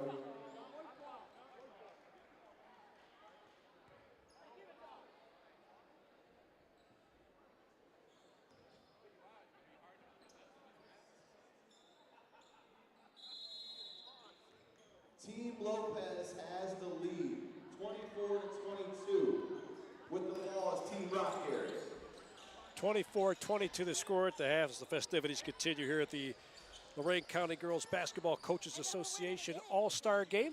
They honored 3 Hall of Fame members at halftime, Jim Moore, Larry Reardon, and Dale Cunning. We've got more guests up here in the broadcast booth. North Ridgeville head coach Amy Esser is one of the ones that puts all this together. Coach Esser, thanks for stopping by. How are you? I'm tired, but this is great. It's a great event, great crowd. We're really excited to have this here at North Ridgeville. And just excited to watch some basketball and celebrate some Lorain County athletes. Heck yeah. This is a lot of fun, and I think there's all kinds of irony with coaches honoring officials at halftime going into the Hall of Fame, but obviously, you know, there's a great relationship there, and you're talking about 3 individuals who have done a lot for the game. Can I mention about these refs? Sure. So, Mr. Cutting, I still call him Mr. Cutting. He started off coaching baseball. I was on his baseball team. Wow. So he was my baseball coach when Little League baseball. I refused to play softball when I was younger. So I was like one of 3 girls who played baseball. And then Mr. Moore, actually his wife was my high school history teacher. So I've known them, God, longer than I've been coaching. So, and then Mr. Reardon's been around since I was playing as well. So it's very honoring to do something great for them because they've done so much for Lorain County basketball. Yeah, no doubt about that. And I mean, I thought it was really interesting when Dave was reading off all the accomplishments. Sometimes you forget just how involved guys like that are in the community, but you know, they're more than just guys wearing striped shirts, making decisions in the middle of a game. They really are players in the community, aren't they? Absolutely. You know, they've always donated their time. Every single year, anything we've asked them to do, whether it's, you know, preview games or the All-Star games, they're always willing to step up. Mr. Reardon actually came in from Florida this morning and is flying back down tomorrow morning. So, you know, it's just a testament to how much they love Lorain County and love girls basketball. Talked about this earlier when Don was on. But I mean, it looked like Larry had been down there basically since Christmas time. Yeah. He's got that tan going on. Must be nice, right? Looks like he's been living on the beach. It looks like he's going. You said he's going back down there again in 48 hours or 24 hours. No, not even. He's leaving tomorrow at 7 a.m. I just got to get a couple more days, and then spring break starts for me. I don't know where I'm going, but somewhere across the world. That's all right. As long as you got a plan to go somewhere, I'm sure you'll find a way to enjoy it. I'm absolutely going somewhere. I just don't know where it is yet. Well, sometimes those are the best vacations, the ones you have no plan for. My cousin told me we're going somewhere and just told me what to pack. Okay. That's great. That's all right. So. Well, and we've got to talk a little bit about, you know, your conference foes. Avon Lake doing some special things. I mean, tell us about that team from an opposing coach's perspective. What makes them so tough?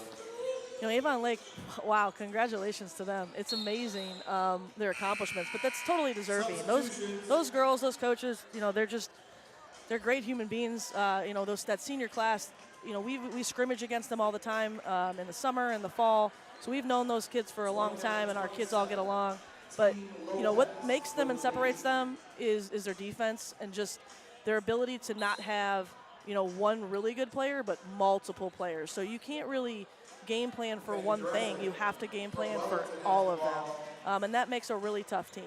And so, you know, with Izzy, and Olivia Miller and Tobin, like there's just so many weapons on that team, and they can be dangerous in so many ways.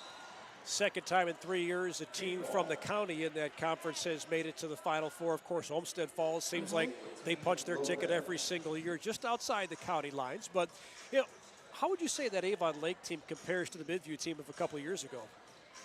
Similar, you know, it's just kind of a testament again to our county and our conference and how tough it really is. You know, day in, day out, it's a tough matchup. but it's great competition. It's what you want going into the tournament. It's going to prepare you for that tournament. The splitting of the divisions this year has been pluses and minuses. I think especially this year has been beneficial to Avon Lake. They got great matchups. And, you know, a lot of people are complaining about it, but to be honest, it's good for schools to play against the same size schools as, you know, they're going against. For us to go up against bigger private schools and, you know, schools with twice as amount of enrollment, it's tough. And so, you know, Avon Lake, you know, has that opportunity, whereas if they were in the divisions last year, they could be going up against MAG second round. So it allows for a little bit of, you know, leeway, and it allows for teams to really be recognized for the talent that they have. There's so much talent in Ohio, so much talent in this area, and now we're not going Olmsted Falls versus Avon Lake all the time. We're going somebody different. Speaking of talent, there's a lot on the floor here in this Rising Stars game. You've got 15 girls on each roster, so I think it says a lot about the health of the future of basketball in this county. Tell us about the process of putting these rosters together. Yeah, so we have some criteria that we go through. They have to submit stats, you know, varsity letters and how many they've got. We only do sophomores and juniors. As you can tell, we have a lot of sophomores and juniors out here with 15 per roster.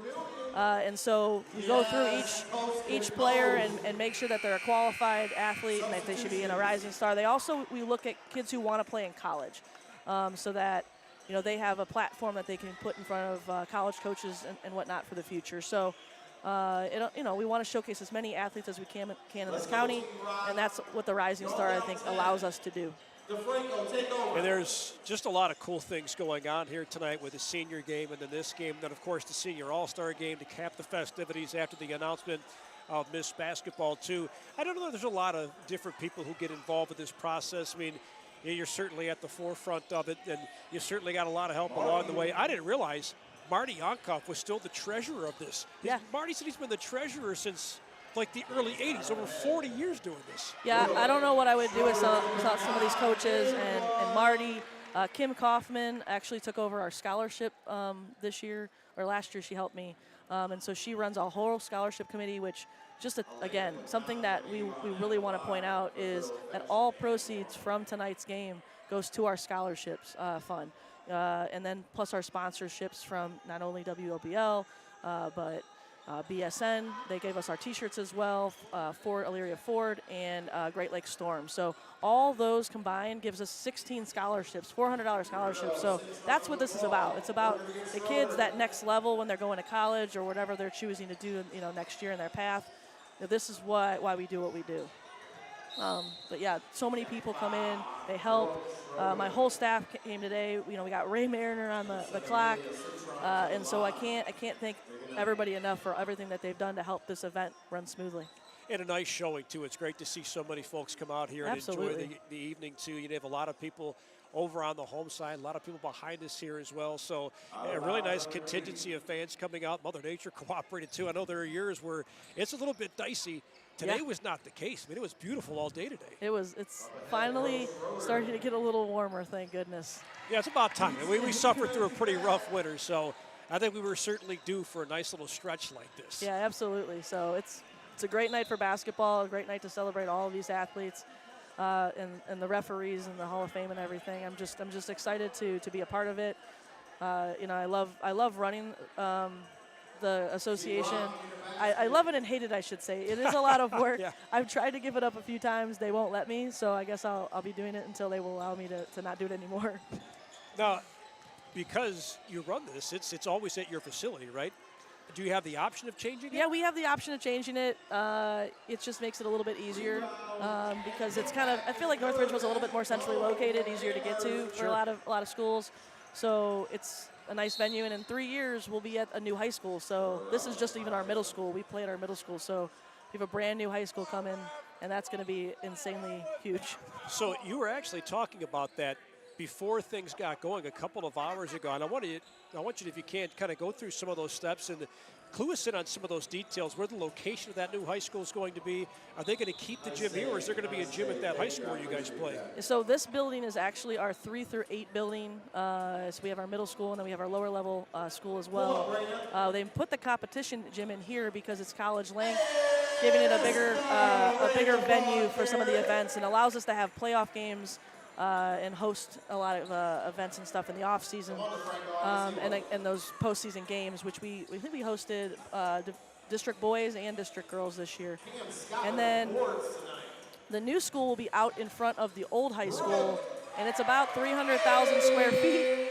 The gym is bigger than this one with end zone bleachers. I know that. I will make sure that there are automatic hoops that go down because I cannot stand the one key at a time.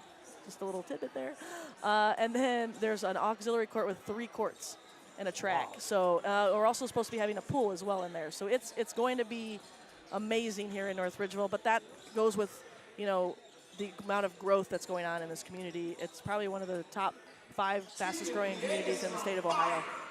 And that seems like it almost happened overnight. I remember when I first moved to the county about 7 or 8 years ago, they had talked about how there were so many new homes going up in the area, and at the time, they said North Ridgeville was maybe only 50% developed, not even quite there. So the need for a new high school was certainly there. You knew it was only a matter of time, and I can't wait to see that new structure go up. But this is a beautiful facility, but it's crazy how in the next 3 years, you'll have a whole brand new facility to deal with. Yeah, I'm excited. It's going to be a little crazy at first with parking and all those other things that come along with it, but it's great for the community. We're really excited here at North Ridgeville. It's the place to be, and just to see that growth and all of the, in the influx of people coming in and getting interested in all different things, all different sports. We're just really excited to be a part of it. Speaking of growth, I think you're certainly seeing a lot of it here in the area. I mean, this game especially tells you just how much basketball is growing with all the rising stars involved in this game. Do you have to kind of separate the coaches, and do you guys have a draw, or who actually gets to coach in the Rising Stars Challenge? Is it something that coaches do they claw for? How does that work? They volunteer, and then we try to accommodate where they would which game they would like to coach. The Rising Star game, they're actually not allowed to coach their own players because of the 30-day rule. Okay. So it's the only game that they can't coach their own kids. Usually there's a fight over the 7-15 game, but for the most part, we try to rotate some coaches and get different people in. And then, if they can have 2 coaches for one team, as long as the kids are having fun, the coaches are having fun, that's what it's all about. I totally forgot about that 30-day rule. But, I think it's also interesting, too, because you get a unique scenario where a lot of times you're coaching against one of your kids. Is that, in a situation like this, maybe it doesn't matter as much, but that's still got to be a little awkward, no? It's awkward, but it's fun. Yeah. I've done it a few times, and I love going against them, trying to beat them. I got yelled at for pressing one time, for playing zone one time. It's a fun, it's a different perspective because it's not serious. You want the kids to have fun, and you want to showcase their talent, and then you can yell at your other kid on the court when they're not playing defense. Hey, that's all right. Yeah, you get to coach a couple different methods of coaching, right? Nothing wrong with that. And then, the nice thing about it, too, is you get to meet a lot of different players. I've met a lot of players coaching and just being involved. And especially with our conference, a lot of the girls all know each other. So, you see the Avon North Ridgeville girls cheering for each other, and you get the Oberlin girls who are getting to know our girls. And it's just kind of a camaraderie thing. And you get to showcase a lot of different divisions and talent, and it's just a lot of fun. I'm excited to do this every single year. Can't say it enough. North Ridgeville head coach Amy Esser joins us here talking during the Rising Stars Challenge, and I'm glad you brought that up because Don and I mentioned this a few moments ago too, but you're playing with a lot of different girls. I think they've certainly played with each other to some degree, or they know each other to some degree, as you said, but it's different though when you start playing with them. There isn't a ton in the way of chemistry, but at some point, the instincts just take over, don't they? They do. Basketball obviously is a team sport, so that those team instincts naturally just don't go away. So, a lot of these girls play AAU together, or they play, against each other in AAU teams and stuff.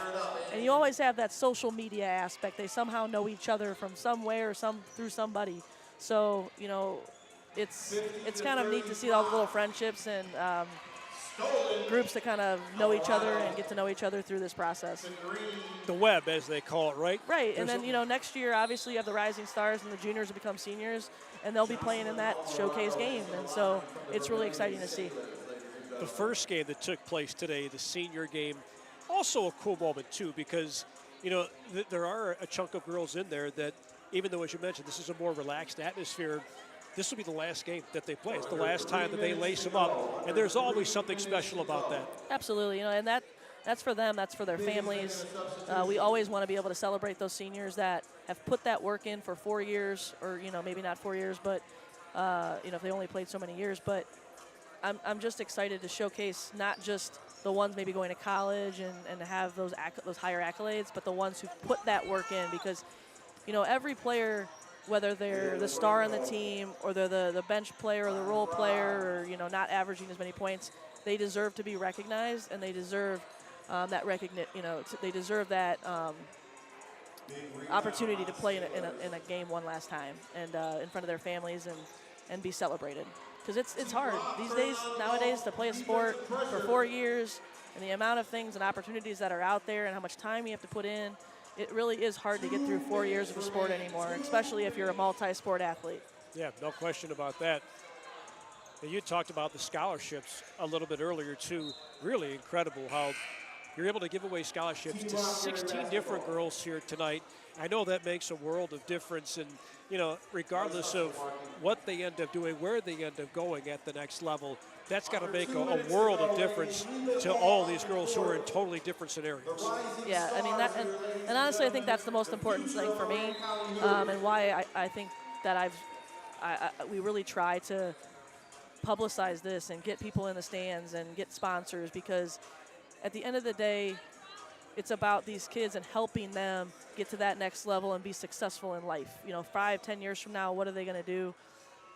Taking that financial burden a little bit away from them, whether it's to buy books or put it towards, tuition, that little bit always helps. I know what it was to go to John Carroll and have my parents who were business owners, but my mom and dad my dad still works 7 days a week, to provide, and to get a scholarship like that and just take that financial burden off is just, that's what it's all about. I keep saying that, but I'm re-emphasizing it's really important, and I think it's really awesome to showcase the kids like that. So your dad's still going 7 days a week. I see his trucks and his vans all over the city. I didn't know he was still going 7 days a week. That's remarkably impressive. I'm sure he's sitting at the kitchen table right now with a blueprint in front with his little highlighters. Oh yeah, business is booming. He's doing well, but he works really hard. My mom finally retired. My dad is technically retired, but he still works 7 days a week. That man doesn't know anything but work. Well, you know what? They always say that when you retire, you've got to find something to keep you going. You can't just sit around, and your dad doesn't strike me as the kind of guy that would ever just sit around. Absolutely, no. He loves it, and it's going to be a family business for a long time to come, and he'll be around and continue to hang out and watch games and support, Lorain County basketball and Lorain County businesses and stuff. But it's been an awesome ride for them. Did they change the name of the company to Esser & Sons, or is it still? No, it's still Dick Esser Plumbing. Dick Esser okay. was my grandfather, and actually they've sponsored the Lorain County games for years as well.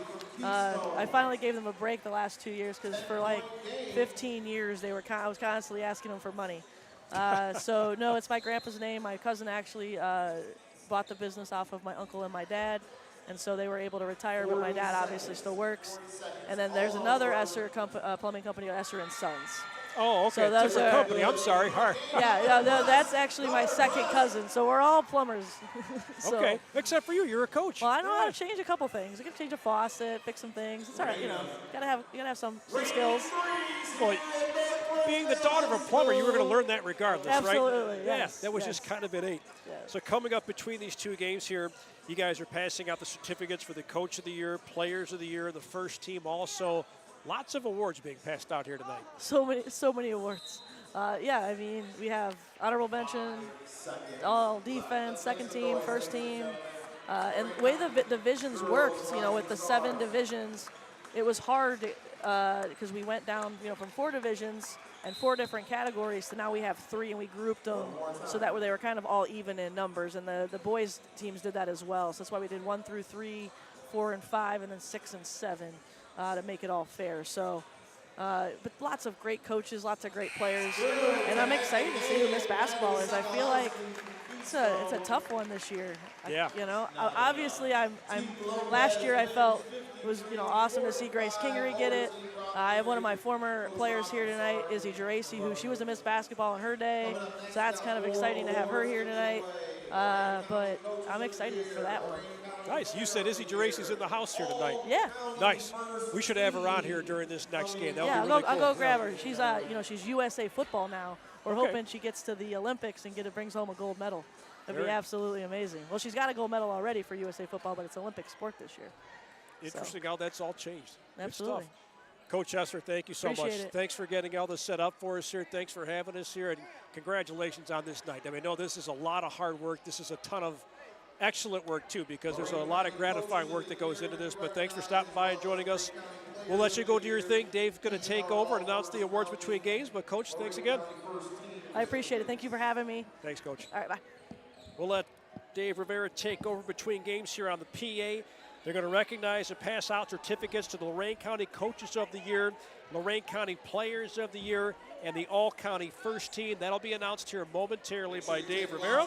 After that, we've got the Senior All-Star Game. Halftime of that game, they're going to do the presentation of Lorain County Miss Basketball Award presented by us, WOBO. Take pictures, enjoy the moment.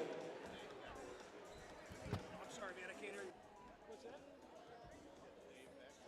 We're going to do Division 6 and 7, Coach of the Year, Player of the Year coming up soon.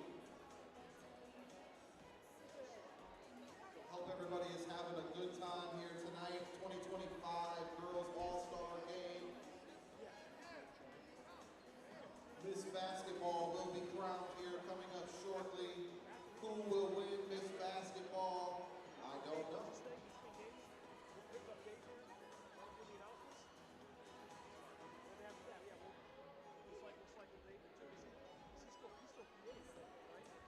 When you hear your name, please come on down, grab your award, take a picture.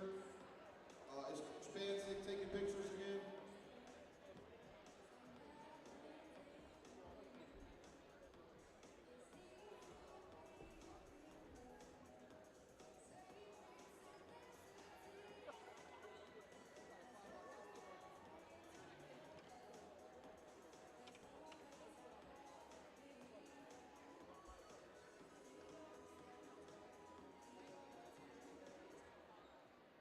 All right, let's get it going. Division 6 and 7, all Lorain County. Player of the Year. Let's make some noise for the Wellington Dukes and Brooke Lemko. Congratulations, Brooke. Brooke will be playing basketball at the next level at Marietta College. Congratulations, Brooke. Coach of the Year, Division 6 and 7. My favorite Panther, Faith Williams from Columbia High School.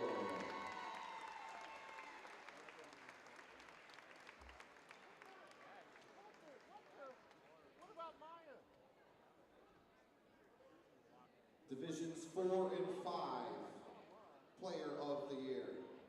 We're gonna bounce around a little bit. Vivian Castle from Keystone High School.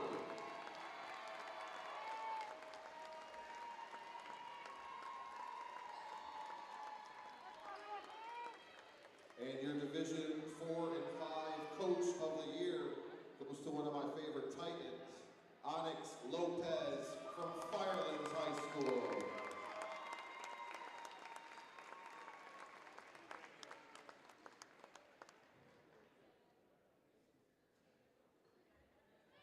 Coming up next, your Division 1 through 3 Player of the Year. She's the only player still playing. She'll be playing on Friday in the state championship game. I'm referring to Izzy Palinko from the Avon Lake Shore Gals. Your Division 1 through 3 Player of the Year here in Lorain County.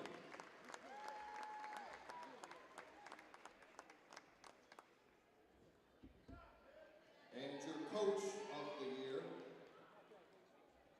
no surprise here, Coach Paul Apple from the Avon Lake Shore Gals.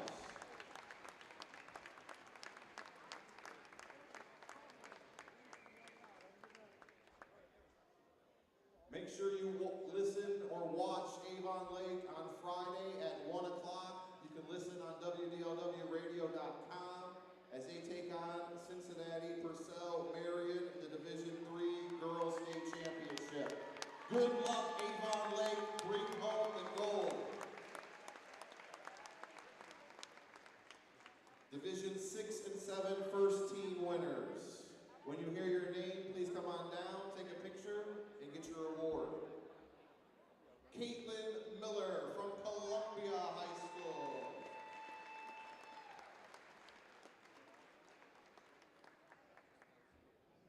Natalie Miller from Columbia High School.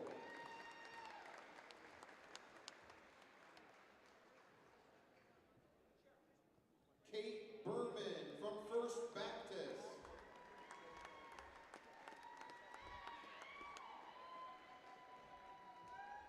Catherine Kruger from Lake Ridge Academy.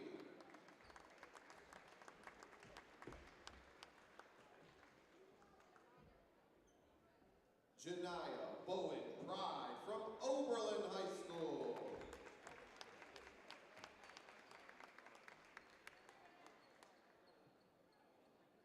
Clara McCown from Oberlin High School.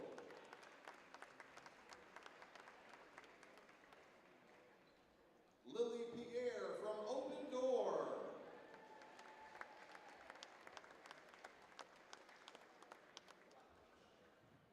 And Brooke Lemkel from Wellington. Congratulations, your Division 6 and 7 all Lorain County first team winners. We're going to do Divisions 4 and 5 first team all Lorain County. When you hear your name, please come on down to center court. Up first, Annie Green from Clearview.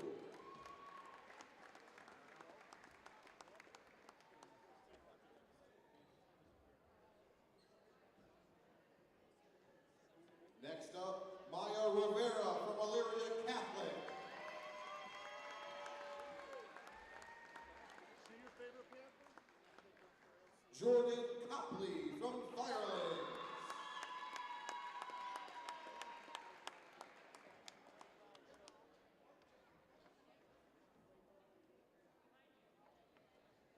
Kendra Hardwick from Firelands.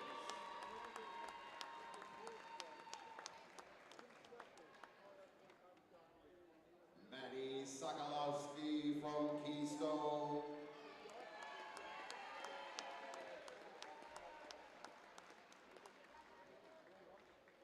Vivian Castle from Keystone.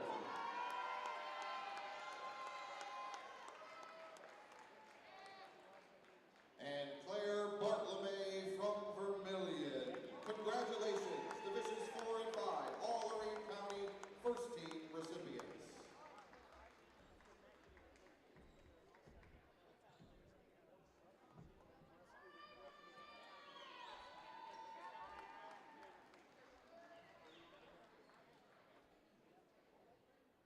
Divisions 1 through 3, first team, all Lorain County. When you hear your name, please come on down. Elena Pagan from Avon.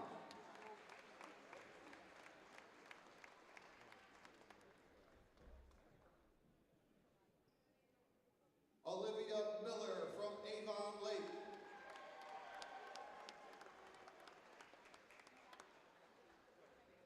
Izzy Polinko from Avon Lake.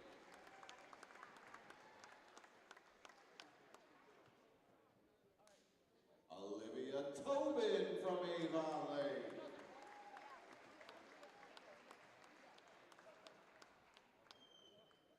Cam Scott from Elyria.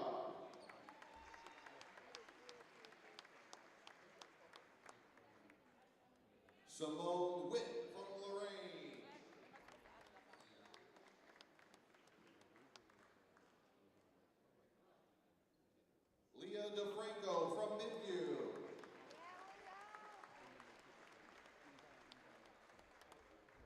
and CC Bauman from North Ridgeville. Congratulations to our divisions 1 through 3, first team, all Lorain County.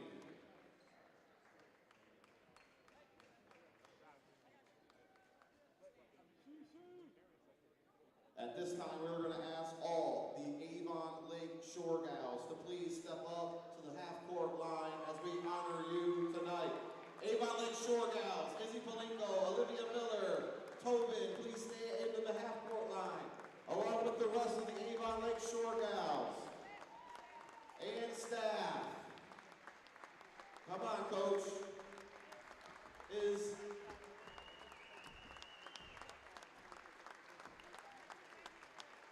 1994, folks, was the last time Avon Lake made it to the state championship. They won it that year. They're hoping to keep the magic going. Please make some noise for the Avon Lake Shore Gals who are playing for the Division III state championship on Friday. The last team standing.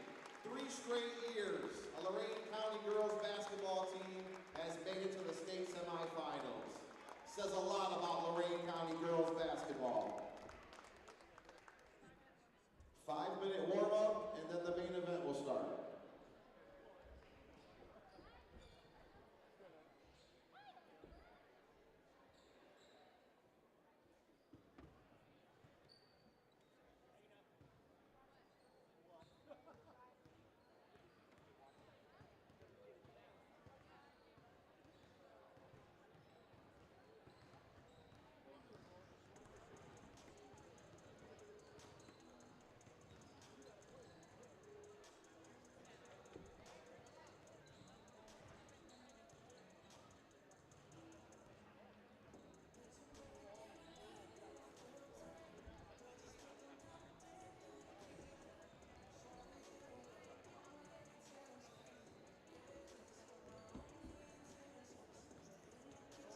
This is the Elyria Ford Lorain County All-Star Game.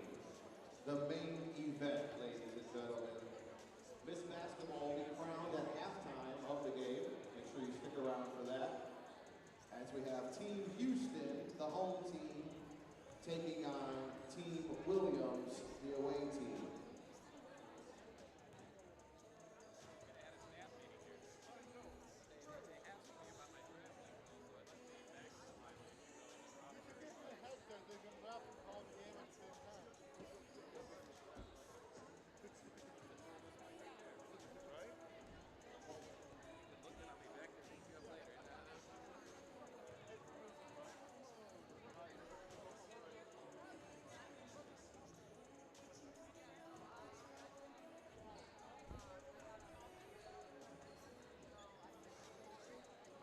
All proceeds from tonight's game benefit the Lorain County Girls Basketball Coaches Association Scholarship Fund. Thank you for being in attendance. Thank you for donating.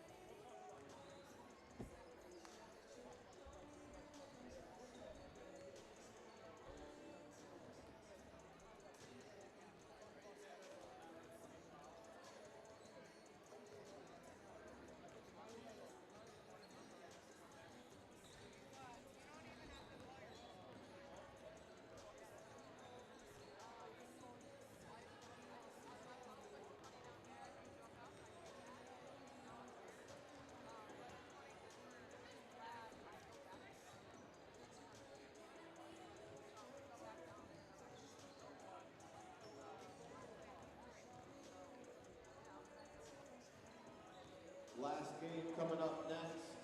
Miss Basketball will be awarded at halftime. Make sure you stick around. Brought to you to you by WOBL, WBOW Sports.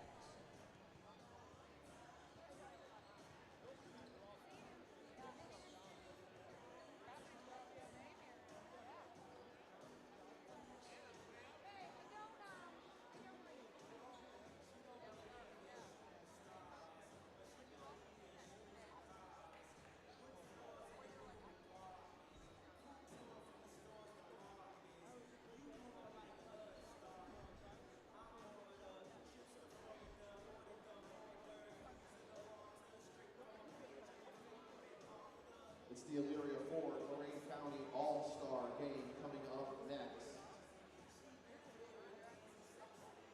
Team Houston will be the home team. Team Williams will be the away team.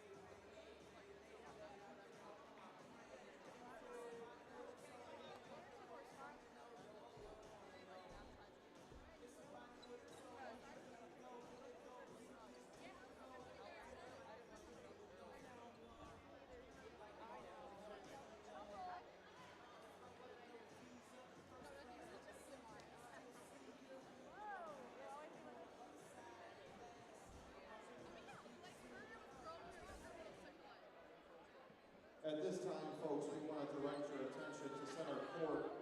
We'd like to honor Maya Lund, who was a senior from Elyria High School. She tore her ACL this season and didn't get to play, so we're going to honor her with one last basket.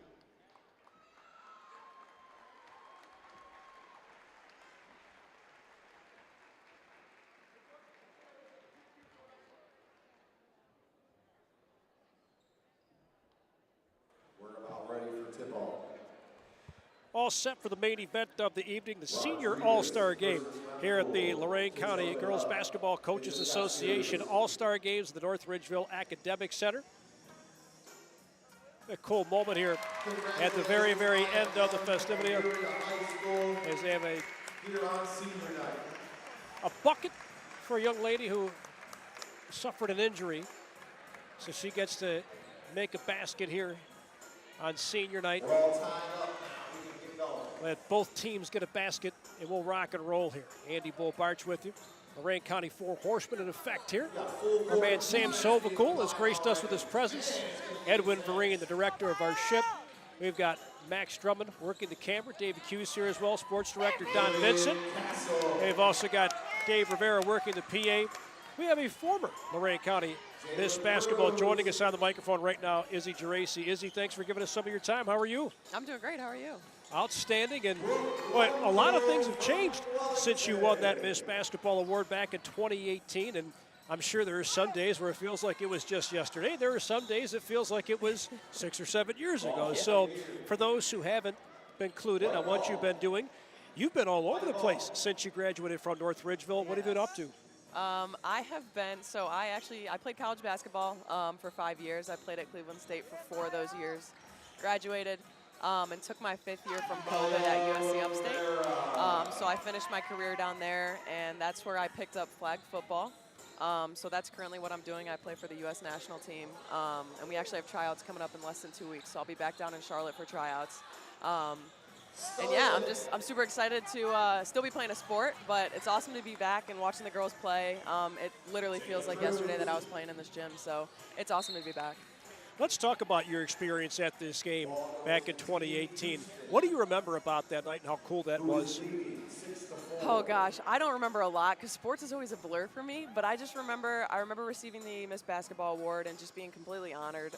Like all the awards that I received throughout the years, like just honored and kind of couldn't believe it was ever me that received those awards and played against such competitive opponents and amazing players that sometimes like I met back up after school with or played against in college. So it's cool to look back on that and see those girls around today.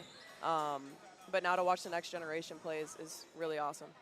Passing the baton is something you hear a lot about from some of the seniors playing in these games. Some of them will get a chance to go on and play at the next level.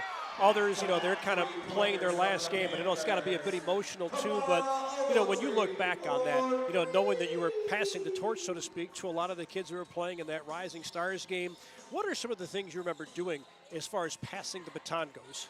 What's up, Kendra? Ooh, I don't know. I would say, I remember it's just seeing like the game evolve and seeing how much the game has changed and how much the girls are utilizing like a 3-point shot nowadays. We shot threes. It wasn't that long ago, but it just seems like the game is getting a lot faster, and it's cool to see how much competition is rising with more girls getting into the sport. I think that's like coming from the WNBA and like the Caitlin Clark era and everything like that. So it's cool to see like girls really picking up the sport and getting into it now. So yeah, I love it. It's awesome. Do you feel like the game's a whole lot different than it was when you played? No, not totally. Definitely different faces. But no, I don't think it's that much different. I feel like it is getting more competitive, though. I think a lot of girls are seeing that, there's opportunity to maybe play after college, too. Play in college and after college now. You see the WNBA is expanding with different teams in different cities, which is really exciting. So that could be one of the reasons that the girls are really interested in playing nowadays. But honestly, no, like the game itself hasn't changed too much. This night really is kind of cool because so many kids get a chance to play. We talked with Coach Esser earlier about the scholarships and what a big deal that makes too. You had talked about your experience playing at Cleveland State. Then you went down south because you got the extra year because of COVID. Talk about playing at Cleveland State and what that experience was like. Yeah, playing at Cleveland State, it was interesting for me because it was a lot harder than I expected. Like college sports are no joke; they're definitely a full-time job, especially at the Division I level. I quickly learned that I was going to have to put in the extra work more than I did in high school, and to be able to keep up with everybody else. But it was an experience for sure. I learned a lot of lessons. And then going to take my 5th year and moving away from home because I was just down the road in Cleveland. So to move all the way down to South Carolina and leave my family and stuff taught me a lot of life lessons and got me ready for after college, which was like the best part of it, is the thing that people don't really talk about a lot.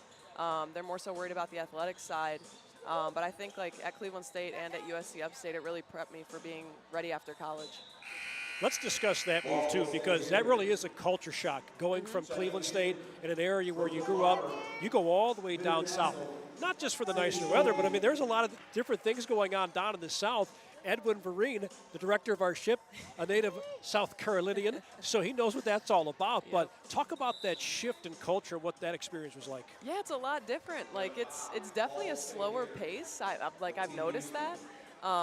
Different foods to try, different people to meet. But when I was in South Carolina in Spartanburg, which was, I would say, a kind of rural town. But I love my teammates. I was at a smaller school than Cleveland State. We still played at the Division I level, but it was just smaller student-wise.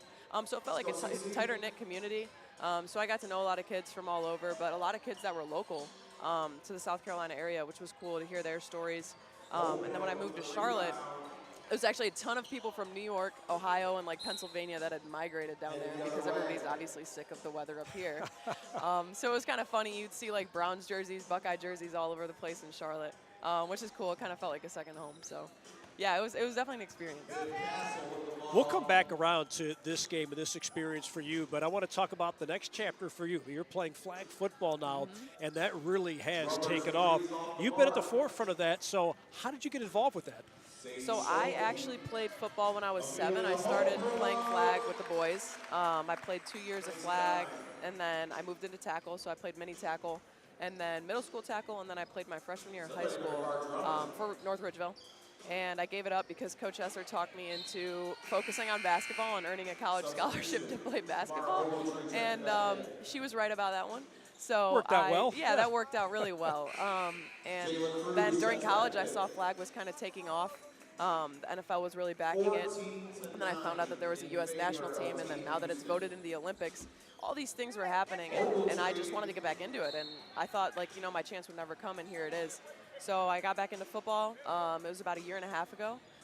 Everything happened within this year and a half. I tried out for the national team, made it, and then we went to Finland and we won a gold medal. So it was all very quickly done, but that's what I want to be doing for the next however many years, especially into the Olympics.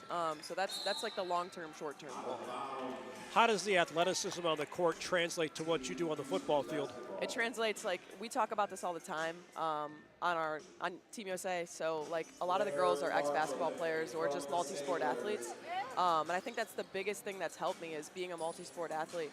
Because you have that hand-eye coordination that translates, especially in basketball, that, like, defensive slide, being able to watch somebody's hips, keep the same speed, those short bursts of speed. So I think it really helped a lot. I think basketball players really succeed in flag football. But multi-sport athletes in general it's really beneficial to kids, for kids to do that. So for those that aren't familiar, can you kind of clue us in on the structure of the game, you know, how this works exactly, you know, what kinds of leagues are there out there, how does all that work? So it's kind of like, if you were to say, so I play club football and then I play for the U.S. national team. So club is like your AAU basketball or your travel volleyball or things like that. You'll play that year-round. We travel around the country to tournaments and we play. But then you'll also get scouted for the national team during those events, during some of those events. So I actually got scouted at one of the events I went to, and then I also filled out a digital combine. And I was selected to try out for the team that way. But the way the sport works is we, in the Olympic format, will play 5-on-5. So it's not your traditional 11-on-11 football. It's no contact, so there's no blocking whatsoever.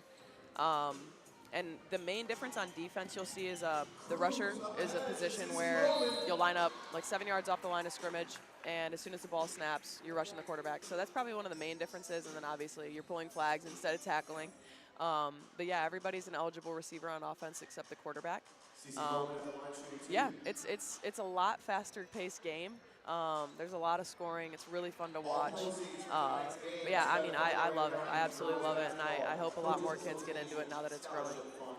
When did you get hooked? I mean, you mentioned that you did play football when you were younger, then you went to basketball, and then back to football.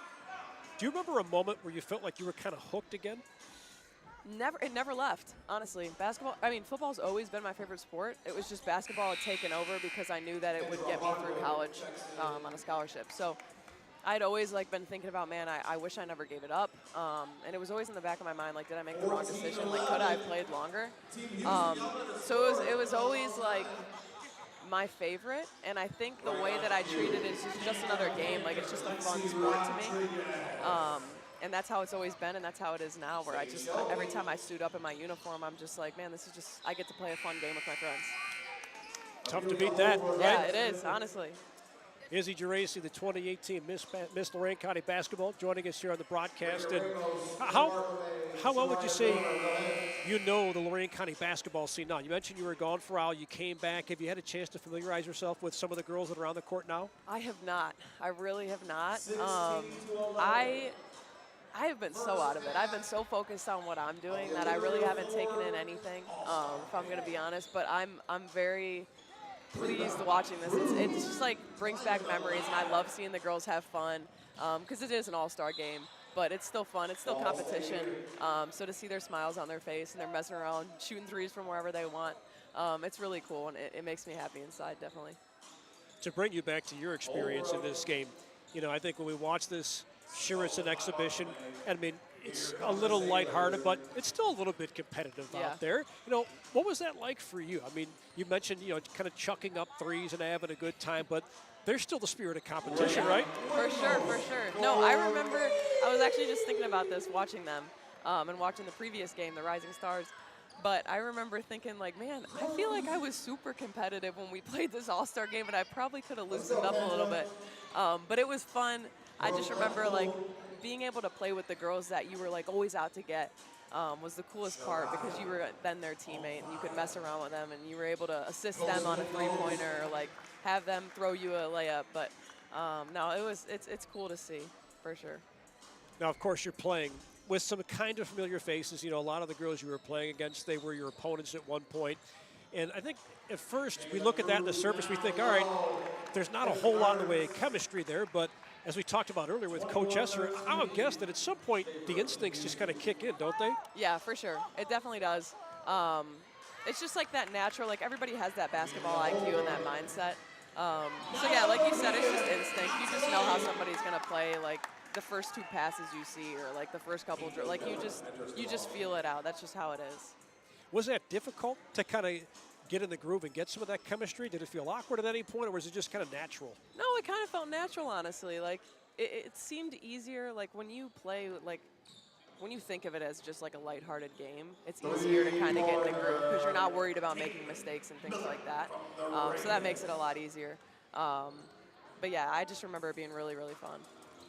And it just kind of feels like this is one of those games where it's almost like a pickup game, right? You're not out there running sets or anything like that, right? Yeah, exactly. That's exactly what it is. It's just like backyard basketball. And I think a lot of people would tell you that's the kind of basketball they love to play, right? Yep. Very lighthearted, as you mentioned, right? Back-to-back threes right there. Like, It seemed like they're pretty loose. They're pretty comfortable out there playing, right? For sure. Well, we've referenced it a few Give times. us a third. Uh-oh. Give There you us go. Another one. They're on fire. Right on cue as soon as you dial it up. Back-to-back-to-back trifectas. They're having all kinds of I mean, you fun. got to try for another one here. Here we go. Holbrook for a 3, and she missed it short. Try again. Kept it alive with that offensive rebound. Here we go. Corner 3 from Lemkool. Got it. There you go. Bullseye. Look at that. Look at that. They're just lighting it up from beyond the arc. That's what I'm talking about, though. It's that, like, a lot of people are, like, playing with the 3, and I love to see it. Like, stretch the floor, make it a threat. So coming up at the half, they are going to have the presentation of the Lorain County Miss Basketball Award. If you had a piece of advice, we don't know who it is just yet. They're waiting until halftime to announce, but if you had a piece of advice to pass on to whomever wins that award, what would it be? That it's a huge honor. It's a huge honor because there was girls that played before me where I just remember looking up to them and thinking, like, man, these are unbelievable players. I can't believe that I'm in this position to play. And yeah, I mean, the girl who receives it, whatever you decide to do with your life after basketball, just know that this will always have your name on it. You always have something to look back on, that you earned it and you worked really hard for it. So, you know, just think of it as like it's an honor and believe in yourself, like whatever you choose to do afterwards. Do you remember a piece of advice that really kind of stuck with you, you know, before winning that award as you were growing in this North Ridgeville community and getting better each and every day in Coach Esser's program? Do you remember a piece of advice that really kind of stuck with you on your path toward the top? Esser's given me a lot of advice over my life, and the one that always made me laugh was she always used to say, don't let any of this get to your head. You better not let any of this make your head bigger, which I never will. I will never let that happen. So, yeah, that's the one thing I do remember because I would always laugh at her. And somehow she talked you into coming back here, right? She talked you into coming back after all these years, and seems like you're enjoying the festivities here tonight, right? Yeah, it's great. It's cool to be back in the Ridgeville gym, too, because when we played, it was back at Oberlin. Okay. Yeah, so we were out there for our All-Star game. A very different atmosphere. Yeah, no question about that. Now, you included us in on this a little bit earlier, too, but I want to give you a chance to expand on it.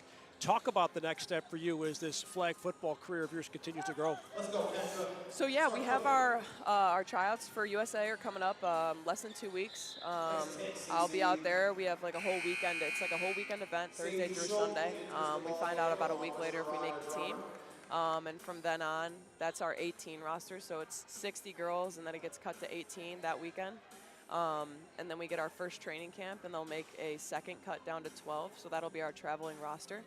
And say I make that roster, we're going to be going to Panama in September for our continental championships with the Americas teams. So we'll have like Canada, us, Mexico, Chile, Panama, Brazil, teams like that. And then in August, we'll be in China for the World Games.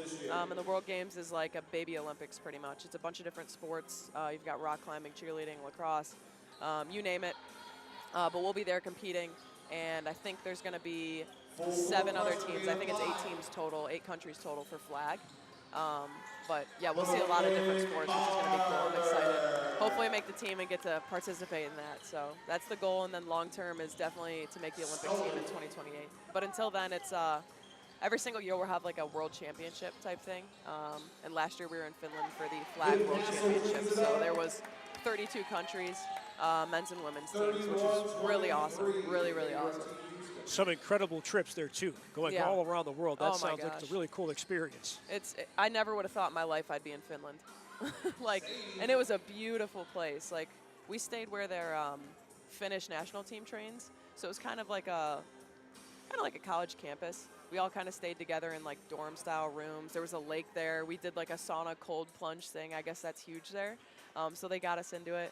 And we ate like cafeteria style meals with all the other countries there. So it was an experience, and it was amazing. My parents got to come out, so that was cool. And then I got to hang out with all the other girls' parents. We had like a big party, I would say, before we started our tournament play at one of the Airbnbs. And it was great to just kind of sit down and finally hang out with everybody's families, because we all live in different states, so it was the one time that we really got to sit down and hang out.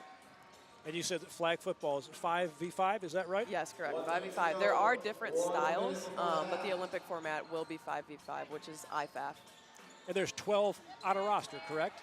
12 on a roster, Okay. and I think the Olympics is probably going to be 10. So no subs, but it's like, you'll just have to play 2 ways if something happens.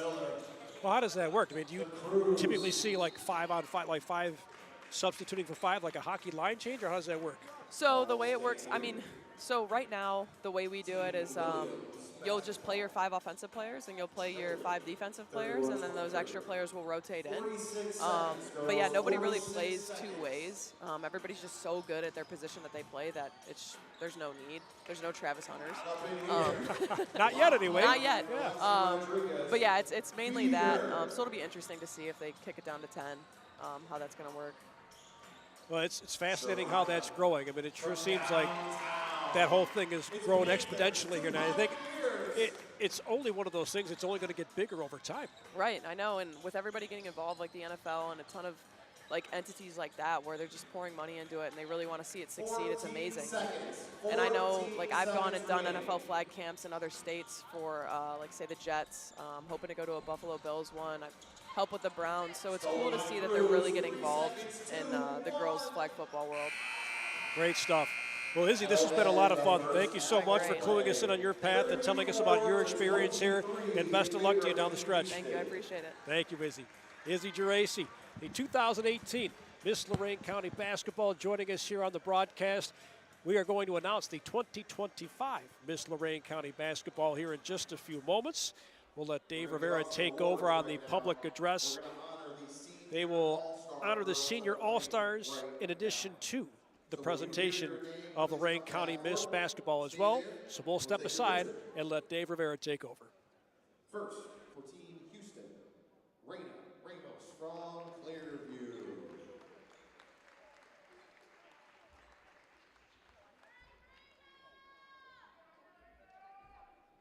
Next up, Alexia Rodriguez from Clearview.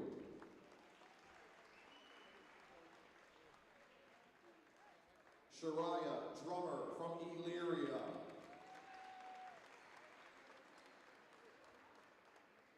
Maya Lund from Elyria.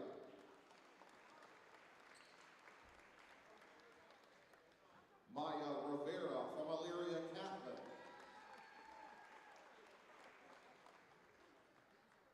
Kamara Ogletree from Elyria Catholic. Lexi Rodriguez from Elyria Catholic. Brookie Barber from Keystone.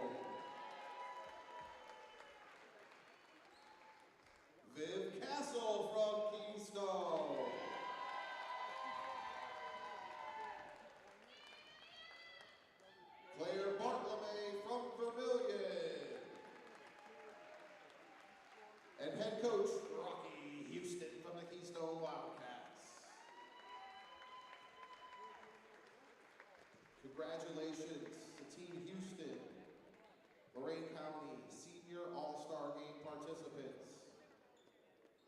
Next up will be Team Williams. Up first, Jayla Cruz from Amherst.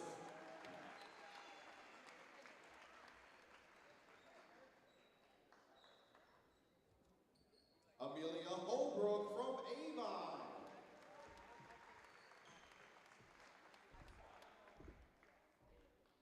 Izzy Polinko from Avon Lake.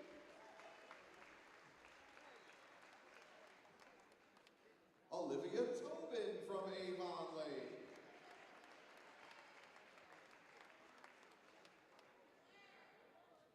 Bree Jones from Avon Lake. Congratulations to Bree. She just signed to commit to play at the next level at St. Vincent. Congratulations, Bree. Next up, Caitlin Miller from Columbia.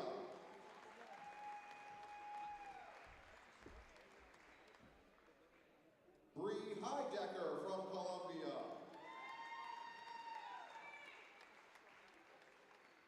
Sadie Schulke from Columbia.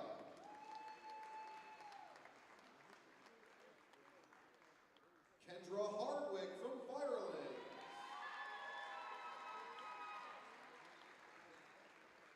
Gabby Thibodeau from North Ridgeville. Cece Bowman from North Ridgeville. Brooke Lemple from Wellington. And head coach Faith Williams from Columbia.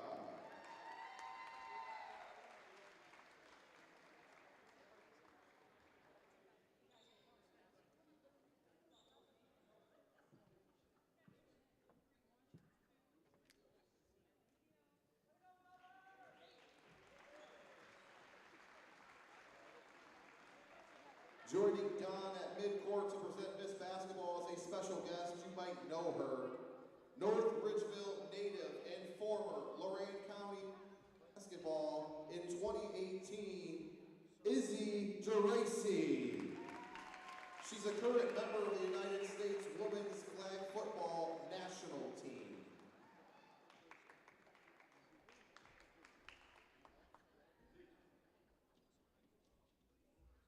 Hello everyone, my name is Dave Rivera. I'm the Assistant Sports Director at WDLW and WOBL, and it's my pleasure to join you today on behalf of the committee that selects our Lorain County Miss Basketball winner.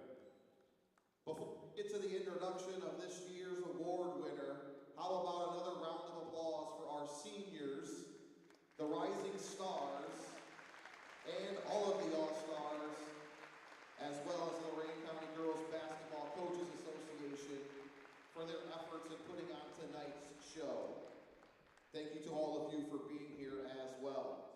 And how about another round of applause for the Shore Gals headed to Dayton for the state championship game. I'm excited to be covering that game on the radio. You can listen to it live at WDLWradio.com. On behalf of our ownership, Gary and Renee Tollett, it is our pleasure to sponsor the Miss Basketball Award. We believe in the value of high school sports, and we want to celebrate our high school athletes, their achievements, their stories, their success. I want to share as well that the sportsmanship also includes the presentation of a scholarship to a Lorain County ladies basketball player identified by the Lorain County Girls Basketball Coaches Association as deserving of that recognition. So everybody always asks, how is Miss Basketball selected? I want to stress that Miss Basketball is selected by a committee comprised of athletic directors, school administrators from around the county, as well as representatives from radio and print media. That selection is based on nominations from Lorain County coaches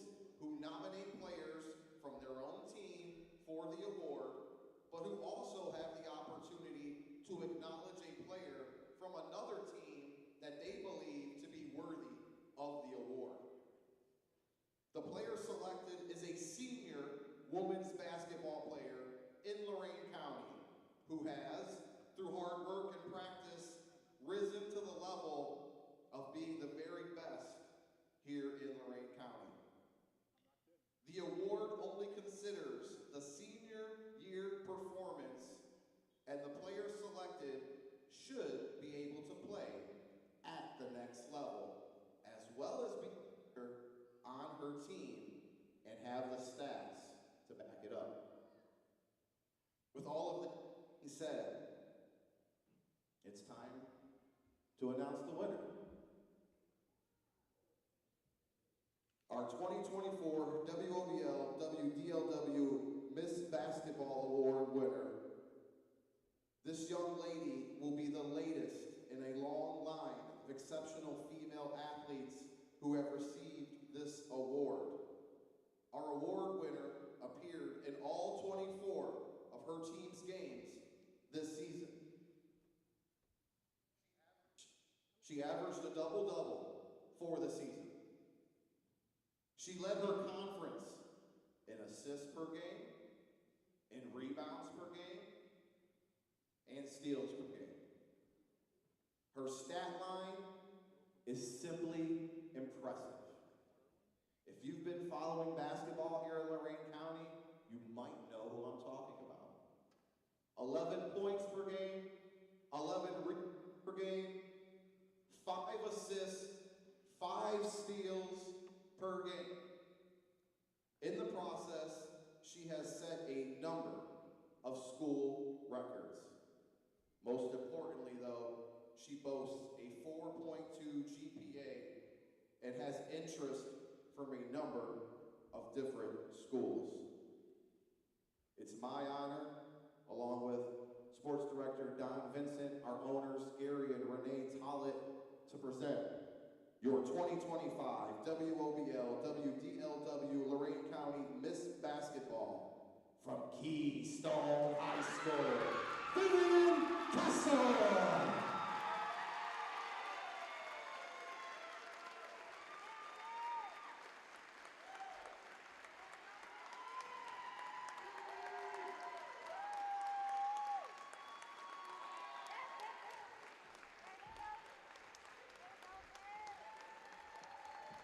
Picture time, picture time.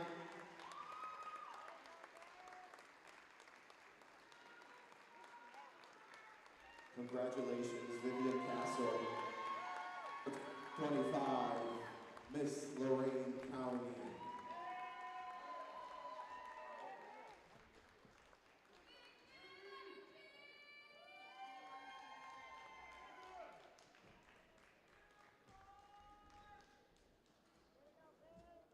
Congratulations, Phil.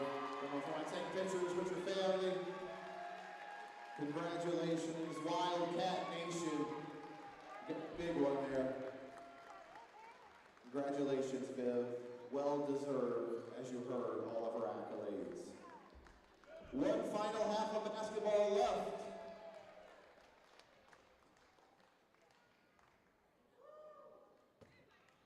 Viv,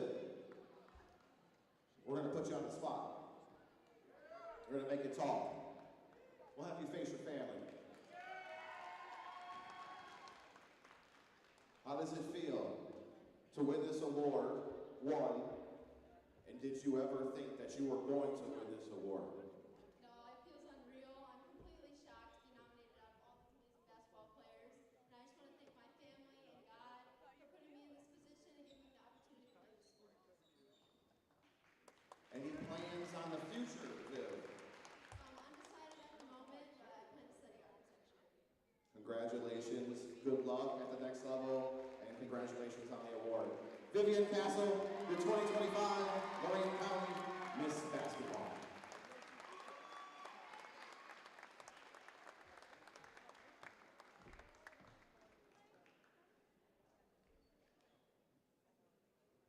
See you, Coach. Have a good one. Yes, sir.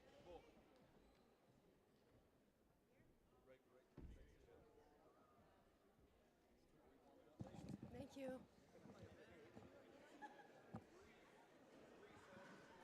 Bree says you got 2 minutes. 2 minutes more. That's it.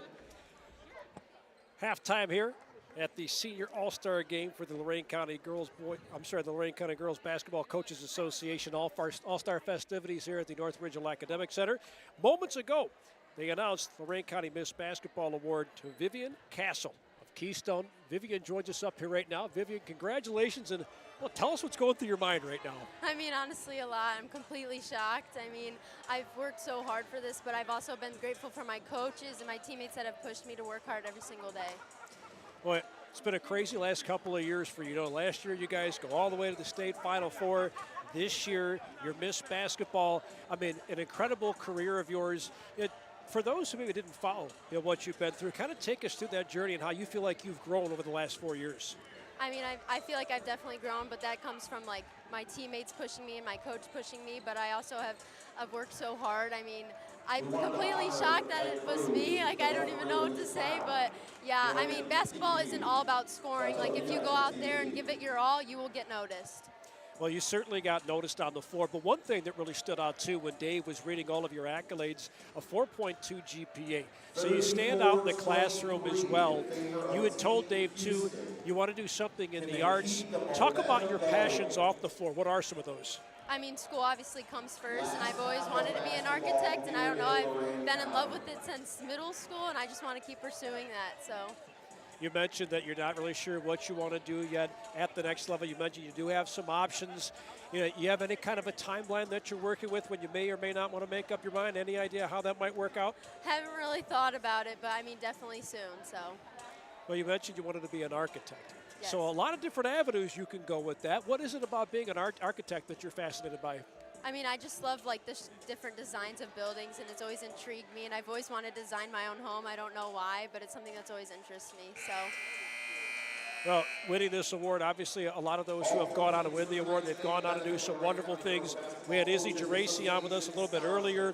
When you kind of take a look at the way your career developed, was there anybody in particular you kind of looked up to, maybe not necessarily modeled your game after, but model the way you went about your business after?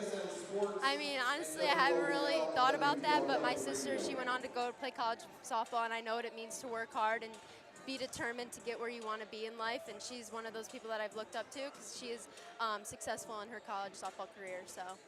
Well, you've got a game to get back to, so we'll let you go get back to that, but congratulations. This is a really cool moment. We're happy to be here for it, to capture it too. Congratulations and best of luck no matter where you end up going. Thank you.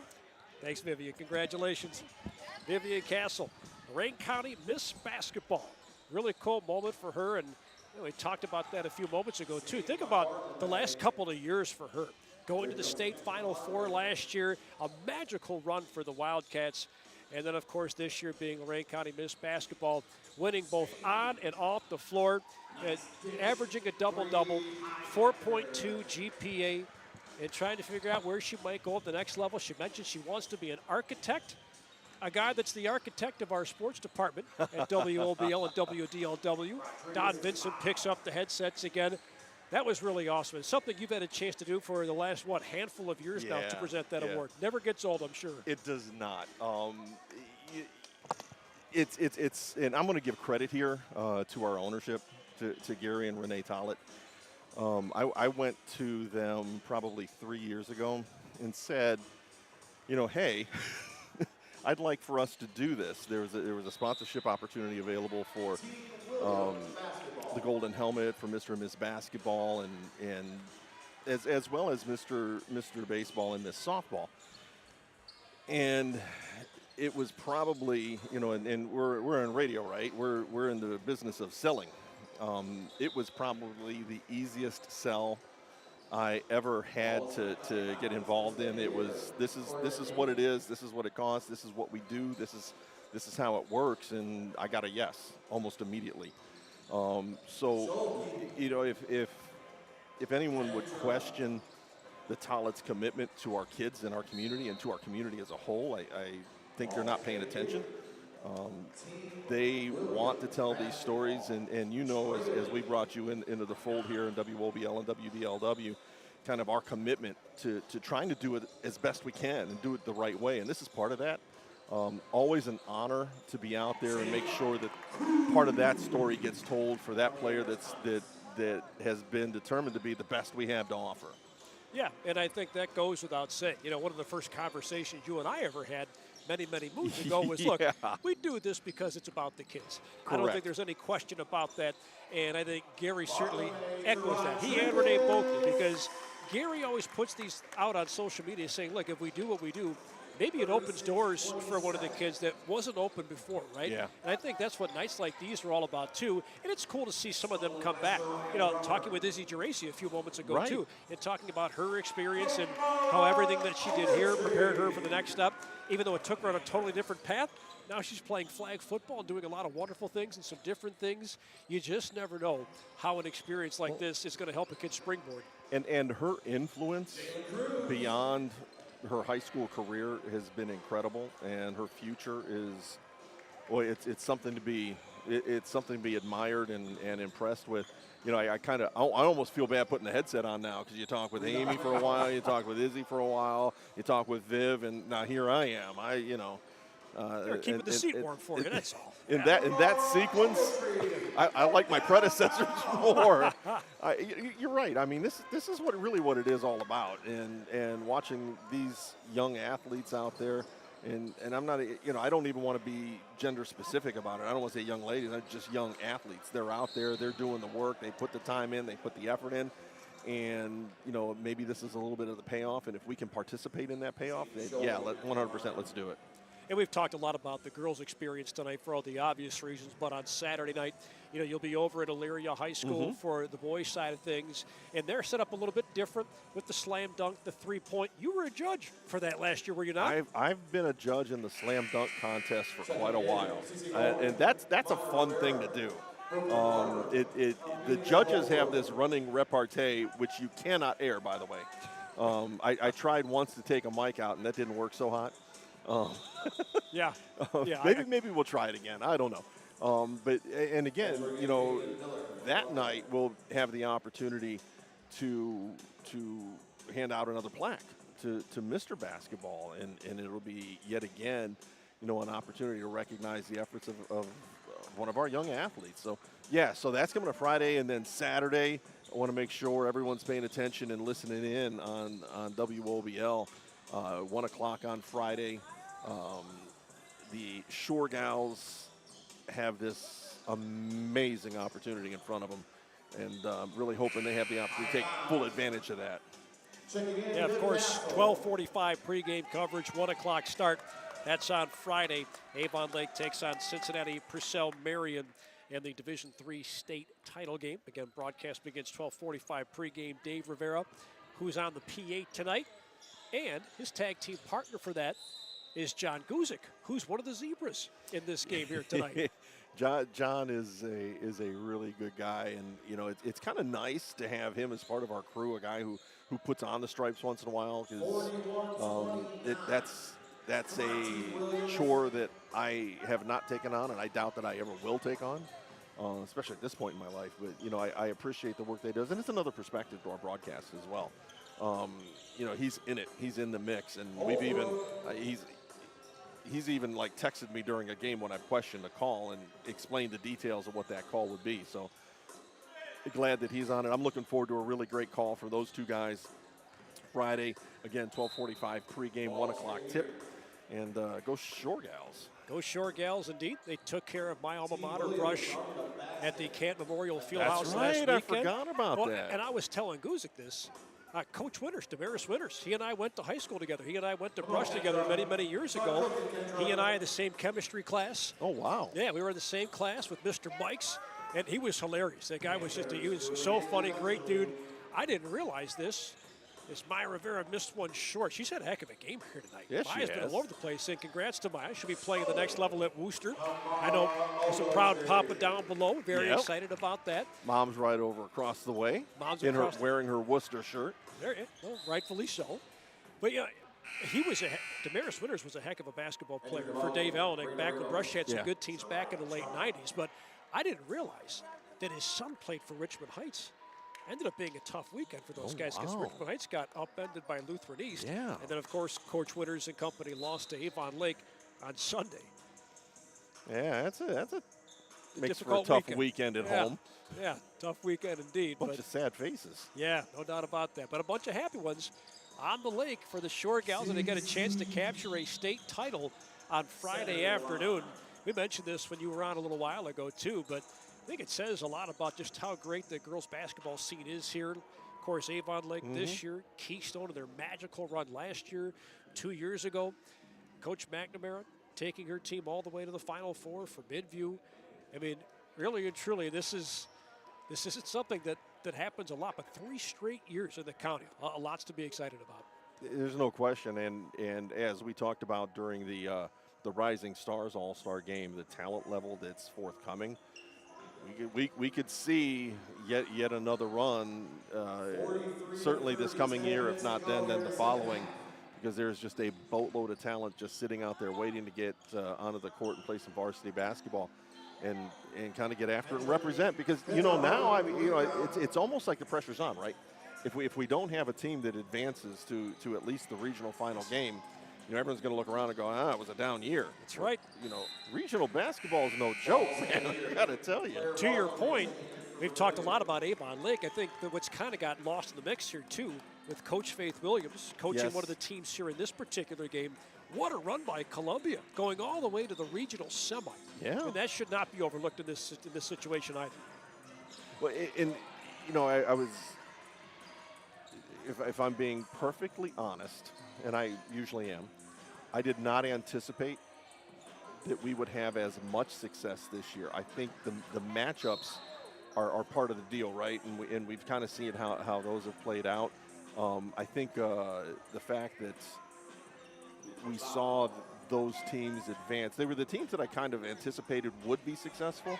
I had no idea they would be that successful. And part of that is, and you know this as well as I do, it's, you've got to be good, but there's also a luck component to it. You've got to be healthy. You've got to be in the right place at the right time. You've got to have a basket or two fall here and there, or a steal or two, back and forth. And you've also got to benefit from really good coaching. Yes. And I think that's probably, yes, we have great female basketball players. Yes, we have great athletes, but we've also got really, really good coaches across the board.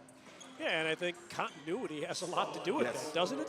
I mean, for a lot of years there, Coach Roth Gary's Elyria Catholic Panthers were consistently punching their ticket to a regional semi. And they're a perennial powerhouse every single year. There's no question about that. But I think you're right. Continuity says a lot about the situation. When we had Coach Esser on earlier, she was talking about a lot of the different coaches that get involved and help her with the process. And those are names that I feel like we say every single year. Marty Yankov is the treasurer of the association. Marty's held that title for over 40 years. He told me he's been doing that since like 1982. Isn't that crazy? Yeah. It's just stunning. And like Amy, so Amy and I are both alum from John Carroll. So we've a little bit of a special bond there, although I think she was probably a bit better of an athlete than I was there. Boy, I don't know. She was all right, let me tell you. It's that consistency, that dedication. I mean, even like with Faith Williams in particular, one of the coaches here in the senior all-star game. All right, how long has she been in that position? Just a year, right? But think about where she comes from. Think about that coaching tree that goes back to, her playing days at Elyria Catholic, and then spending a year or two on the bench with Coach Roth Gary. And, taking all of that in and soaking all of that in. I remember talking to her way, way, way back in the day when she was a senior and we were making that big run about what do you want to do someday. And she talked about coaching then. So, it's that continuity kind of carries itself through, even if it's just not years and years and years and decades on a specific bench. That progress, that tree, that growth inside the coaching community here in Lorain County is something to be appreciated. Ogletree fires a three, missed it long, and there's been a lot of intensity in this game. Some chirping a little bit, not necessarily something I expected, but there's some fire in this game. Oh, I'm waiting for like the last 3 minutes. Yeah. It's going to get a little intense, I think. And see, Guzik thought he was going to get the easier of the two games here tonight. He's got the tough one to call. Yeah, He embraces that, though. Well, he's fine. And these officials again are out there. They're having a good time, but the other part of this is you want to make sure everyone goes away from this healthy and reasonably happy, right? So you can't let it get out of hand. You got to make sure that for all the chirpiness and the talking, it's respectful and it's fair. Get a chance to discuss the Hall of Fame inductees, 3 referees, Oh, Jim Moore, man. Larry Reardon, Dale Cutting. And I want to mention this too. It feels like everybody's tied in some form or fashion. Marty Yankov, we've talked about him a couple times already. Yeah. If you've never met Marty, the most mild-mannered, Yes, gentle yeah. guy on the face of the planet. When Jim Moore walked through the gates here at the North Ridgeville Academic Center right around 4:30 today, the first thing Marty Yankov told, I haven't seen Marty in probably 4 or 5 years. We got 2 minutes into our conversation. He stopped mid-sentence, looked at me and goes, "Hey, there's Jim Moore, the only guy to ever give me a technical in my coaching career." Good to see Marty never let that go. That's hilarious. Yeah. There's always a connection. Always a connection. I'd love to tell you that I only had 1 T in my time playing basketball, but that would be a lie. So Uh-oh. I earned mine. Should I put the over-under at like 3? Or is that way too low? No, that's a good number. Okay. It's a very good All right. number. I feel like 3's kind of a lot. It is. I'm going to go ahead and take It the is a over on lot. that based on the way this conversation's going. Actually, the problem with the over and under, you need to be a half. All right, we'll go 3.5. I'll still take the over. Yeah. Oh, take the under. All right. So then I'll tell you where it was. And I remember them all, and I remember who called them. You remember who called it, too. Oh, yeah. One of them was a family friend. Well, gives you great stories to tell at these gatherings many years later, right? Oh, my. Holy Ooh. smokes. Yeah, the Ogletree let distance. that thing go from way downtown. But you're right, she had plenty on it. Just misfired a bit. It's a 10-point game here. Coach Houston's team has his team up by 10 in this one. And yeah, that's the other thing, too. It gets a little competitive, but it's a fun kind of competitive, yeah. right? There is zero wrong with the last few minutes of this one getting exciting, getting after it, going up and down, looking to get some points up on the board. 3:20 left in this 10-point game. We talked about a lot of the things that are coming up here with the state championship game coming up for Avon Lake on Friday, Saturday. It's the boys all-star game over at Elyria. Well, you'll give away another award, as you mentioned, amongst many other things. That'll be a lot of fun. And then, of course, coming up, baseball and softball. Yeah, we've got our annual shows. We've been doing those for a couple years, and thank you for your leadership. You and Dave Rivera really put together some really nice shows, and we get a chance to talk with all of the coaches and scout them out. We're going to do some baseball this year. We've got a triple header that is in the works. I don't want to start talking about it until it's written in concrete. We were planning on doing it. We're looking forward to doing it. We've got some really good partners for that, both in terms of how it's going to be managed and the teams that are going to play. So we're looking forward to that, and just excited about the opportunities and everything that we can do here on WOBL, WDLW, on our stream here, obviously. Lorain County Sports Network, and the really kind of cool thing about this, and you kind of remember, you and I have actually had this conversation, I think, along the way, is when I first took over as sports director at the station, we had the 2 signals, and we had a group of 6, 7 people that got it done. We went into this past football season with 2 games on the radio, 2 games on the stream, studio hosts, studio co-hosts, our producers, our camera folks. I mean, and our team grew from 6 or 7 guys to 20 plus.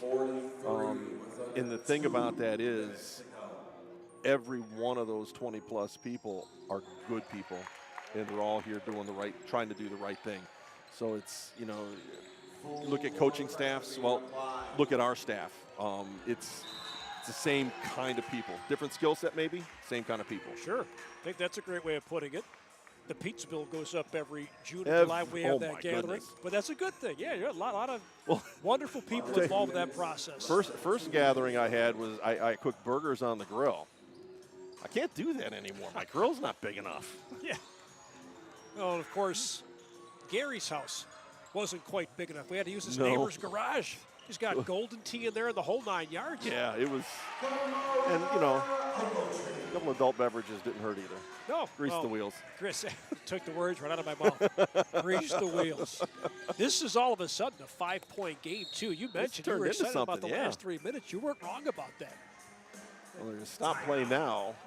An actual timeout. And you had referenced this earlier, talking about the softball, the baseball games coming up. A lot of these same athletes will be involved in that process too. I think it's what's one of the cool things about the county too. You have a lot of multi-sport athletes, and Oh, yeah. in doing that softball and in doing that baseball coaches show last year too. That was like the prevailing theme. A lot of those coaches were saying, we haven't had a chance to have a full-on practice just yeah. yet. And that's simply because a lot of our kids were just wrapping up basketball. They're just wrapping up whatever the sport may be. Some wrestlers in there too. We don't really know what we have because we haven't had a full squad just yet. It's nuts. The spring sports, especially, in northeast Ohio, in northern Ohio, probably in, kind of draw a line at Columbus and think everything north, across the country, everything north of that is a challenge when it comes to spring sports. And yet, and this is the cool thing, right? And we talk about the talent, we talk about the coaching staff. Our softball programs are amazingly successful in Lorain County. Some perennial powerhouses Yeah. every single year. And that's also, you mentioned this earlier too, when you're talking about tournament basketball. Yeah, you got to be good. You got to have the right coaching. You got to get hot at the right time. I feel like that's even more prevalent when you're talking about those spring sports. You really have to be hot at the right time because sometimes it's tough to get hot because you don't get a chance to get into a groove because you can go 2 weeks without playing a game. And then have to play almost daily for the better part of a week just to catch up. So, yeah, you've got to be ready to go. You've got to be versatile. You've got to be it's sports in general anymore. Did John Guzik just call a foul? Sure looks that way. Oh, boy, I got to tell you. Well, now he's getting chastised by his co-officials. he knows we're talking about him. Yeah, he senses it back up here. That's They're chatting about it. Yeah. It's my tag team partner during the basketball season. I can't say anything bad about him. No, he's a great guy. John's a well-traveled individual, too. Well, John, so John and I knew each other from high school. We played at Southview together on the football team. And the funny thing is, I did not realize this until decades later. I did not realize the relationship between him and our Jim Allen. Yeah, I did not know that either. Yeah, just It was decades later, and he goes, my uncle, and I'm like, what? He had mentioned that at one point, when Jim was actually, he was teaching. Was it Admiral King? Admiral King. Taught Spanish. He would call in on a payphone to do some of his sports and news reports. He would go to a payphone to do that. Yeah, there you go. Maya Rivera with a big bucket in traffic, and that just might have been the final straw. Cruz makes the catch under the hoop, and we've got a whistle and we've got a foul. I'll have to tell you my Jim Allen story sometime. I remember the first conversation I had with him. I was in 7th grade. 7th grade? 7th grade. So just a few years back. A couple years back, right? 1977. I remember it to this day. I mean, that's how iconic this guy is, right? I mean, I've got nothing but respect. When Jim had his 50th anniversary, he and I sat down for it was going to be just a series of short segments that we were going to kind of play through. It turned into a 2-hour interview, and I had to edit it down because 2 hours is a lot. But man, just the guy, kind of the guy you want to be. That's him, and the fact that John's related to him kind of speaks to what that means. Oh boy! Ogletree triggered another deep three. Offensive rebound from Rodriguez, and the putback is good to put a cap on this one.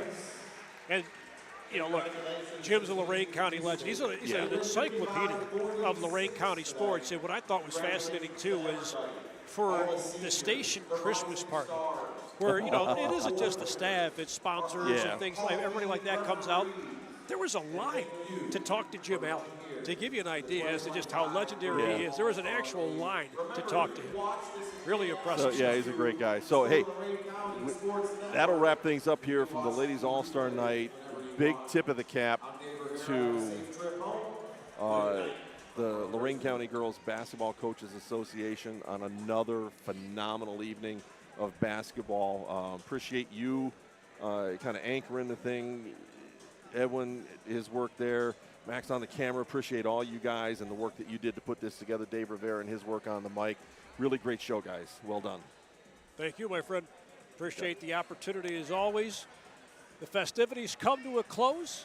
As Don mentioned, a huge thanks to everybody involved. Coach Amy Yesser, Coach Dave Zavara, Marty Yankov, everybody involved with the Coaches Association for putting this together and making us a part of it. Lots of people to thank. Edwin Vereen, the captain of our ship. Max Drummond working the camera here tonight. David Q showed up along with Sam Sovacool. Dave Rivera doing the public address announcing, cluing us in as well. Don Vincent for all of his hard work and getting us ready for this also. Huge thanks to all of you back home for tuning into this one on the Lorain County Sports Network. For all parties involved, we're not going to go through those names again. No. Thanks to everyone. This is Andy Bolbard saying thanks again for tuning in. Have a wonderful evening.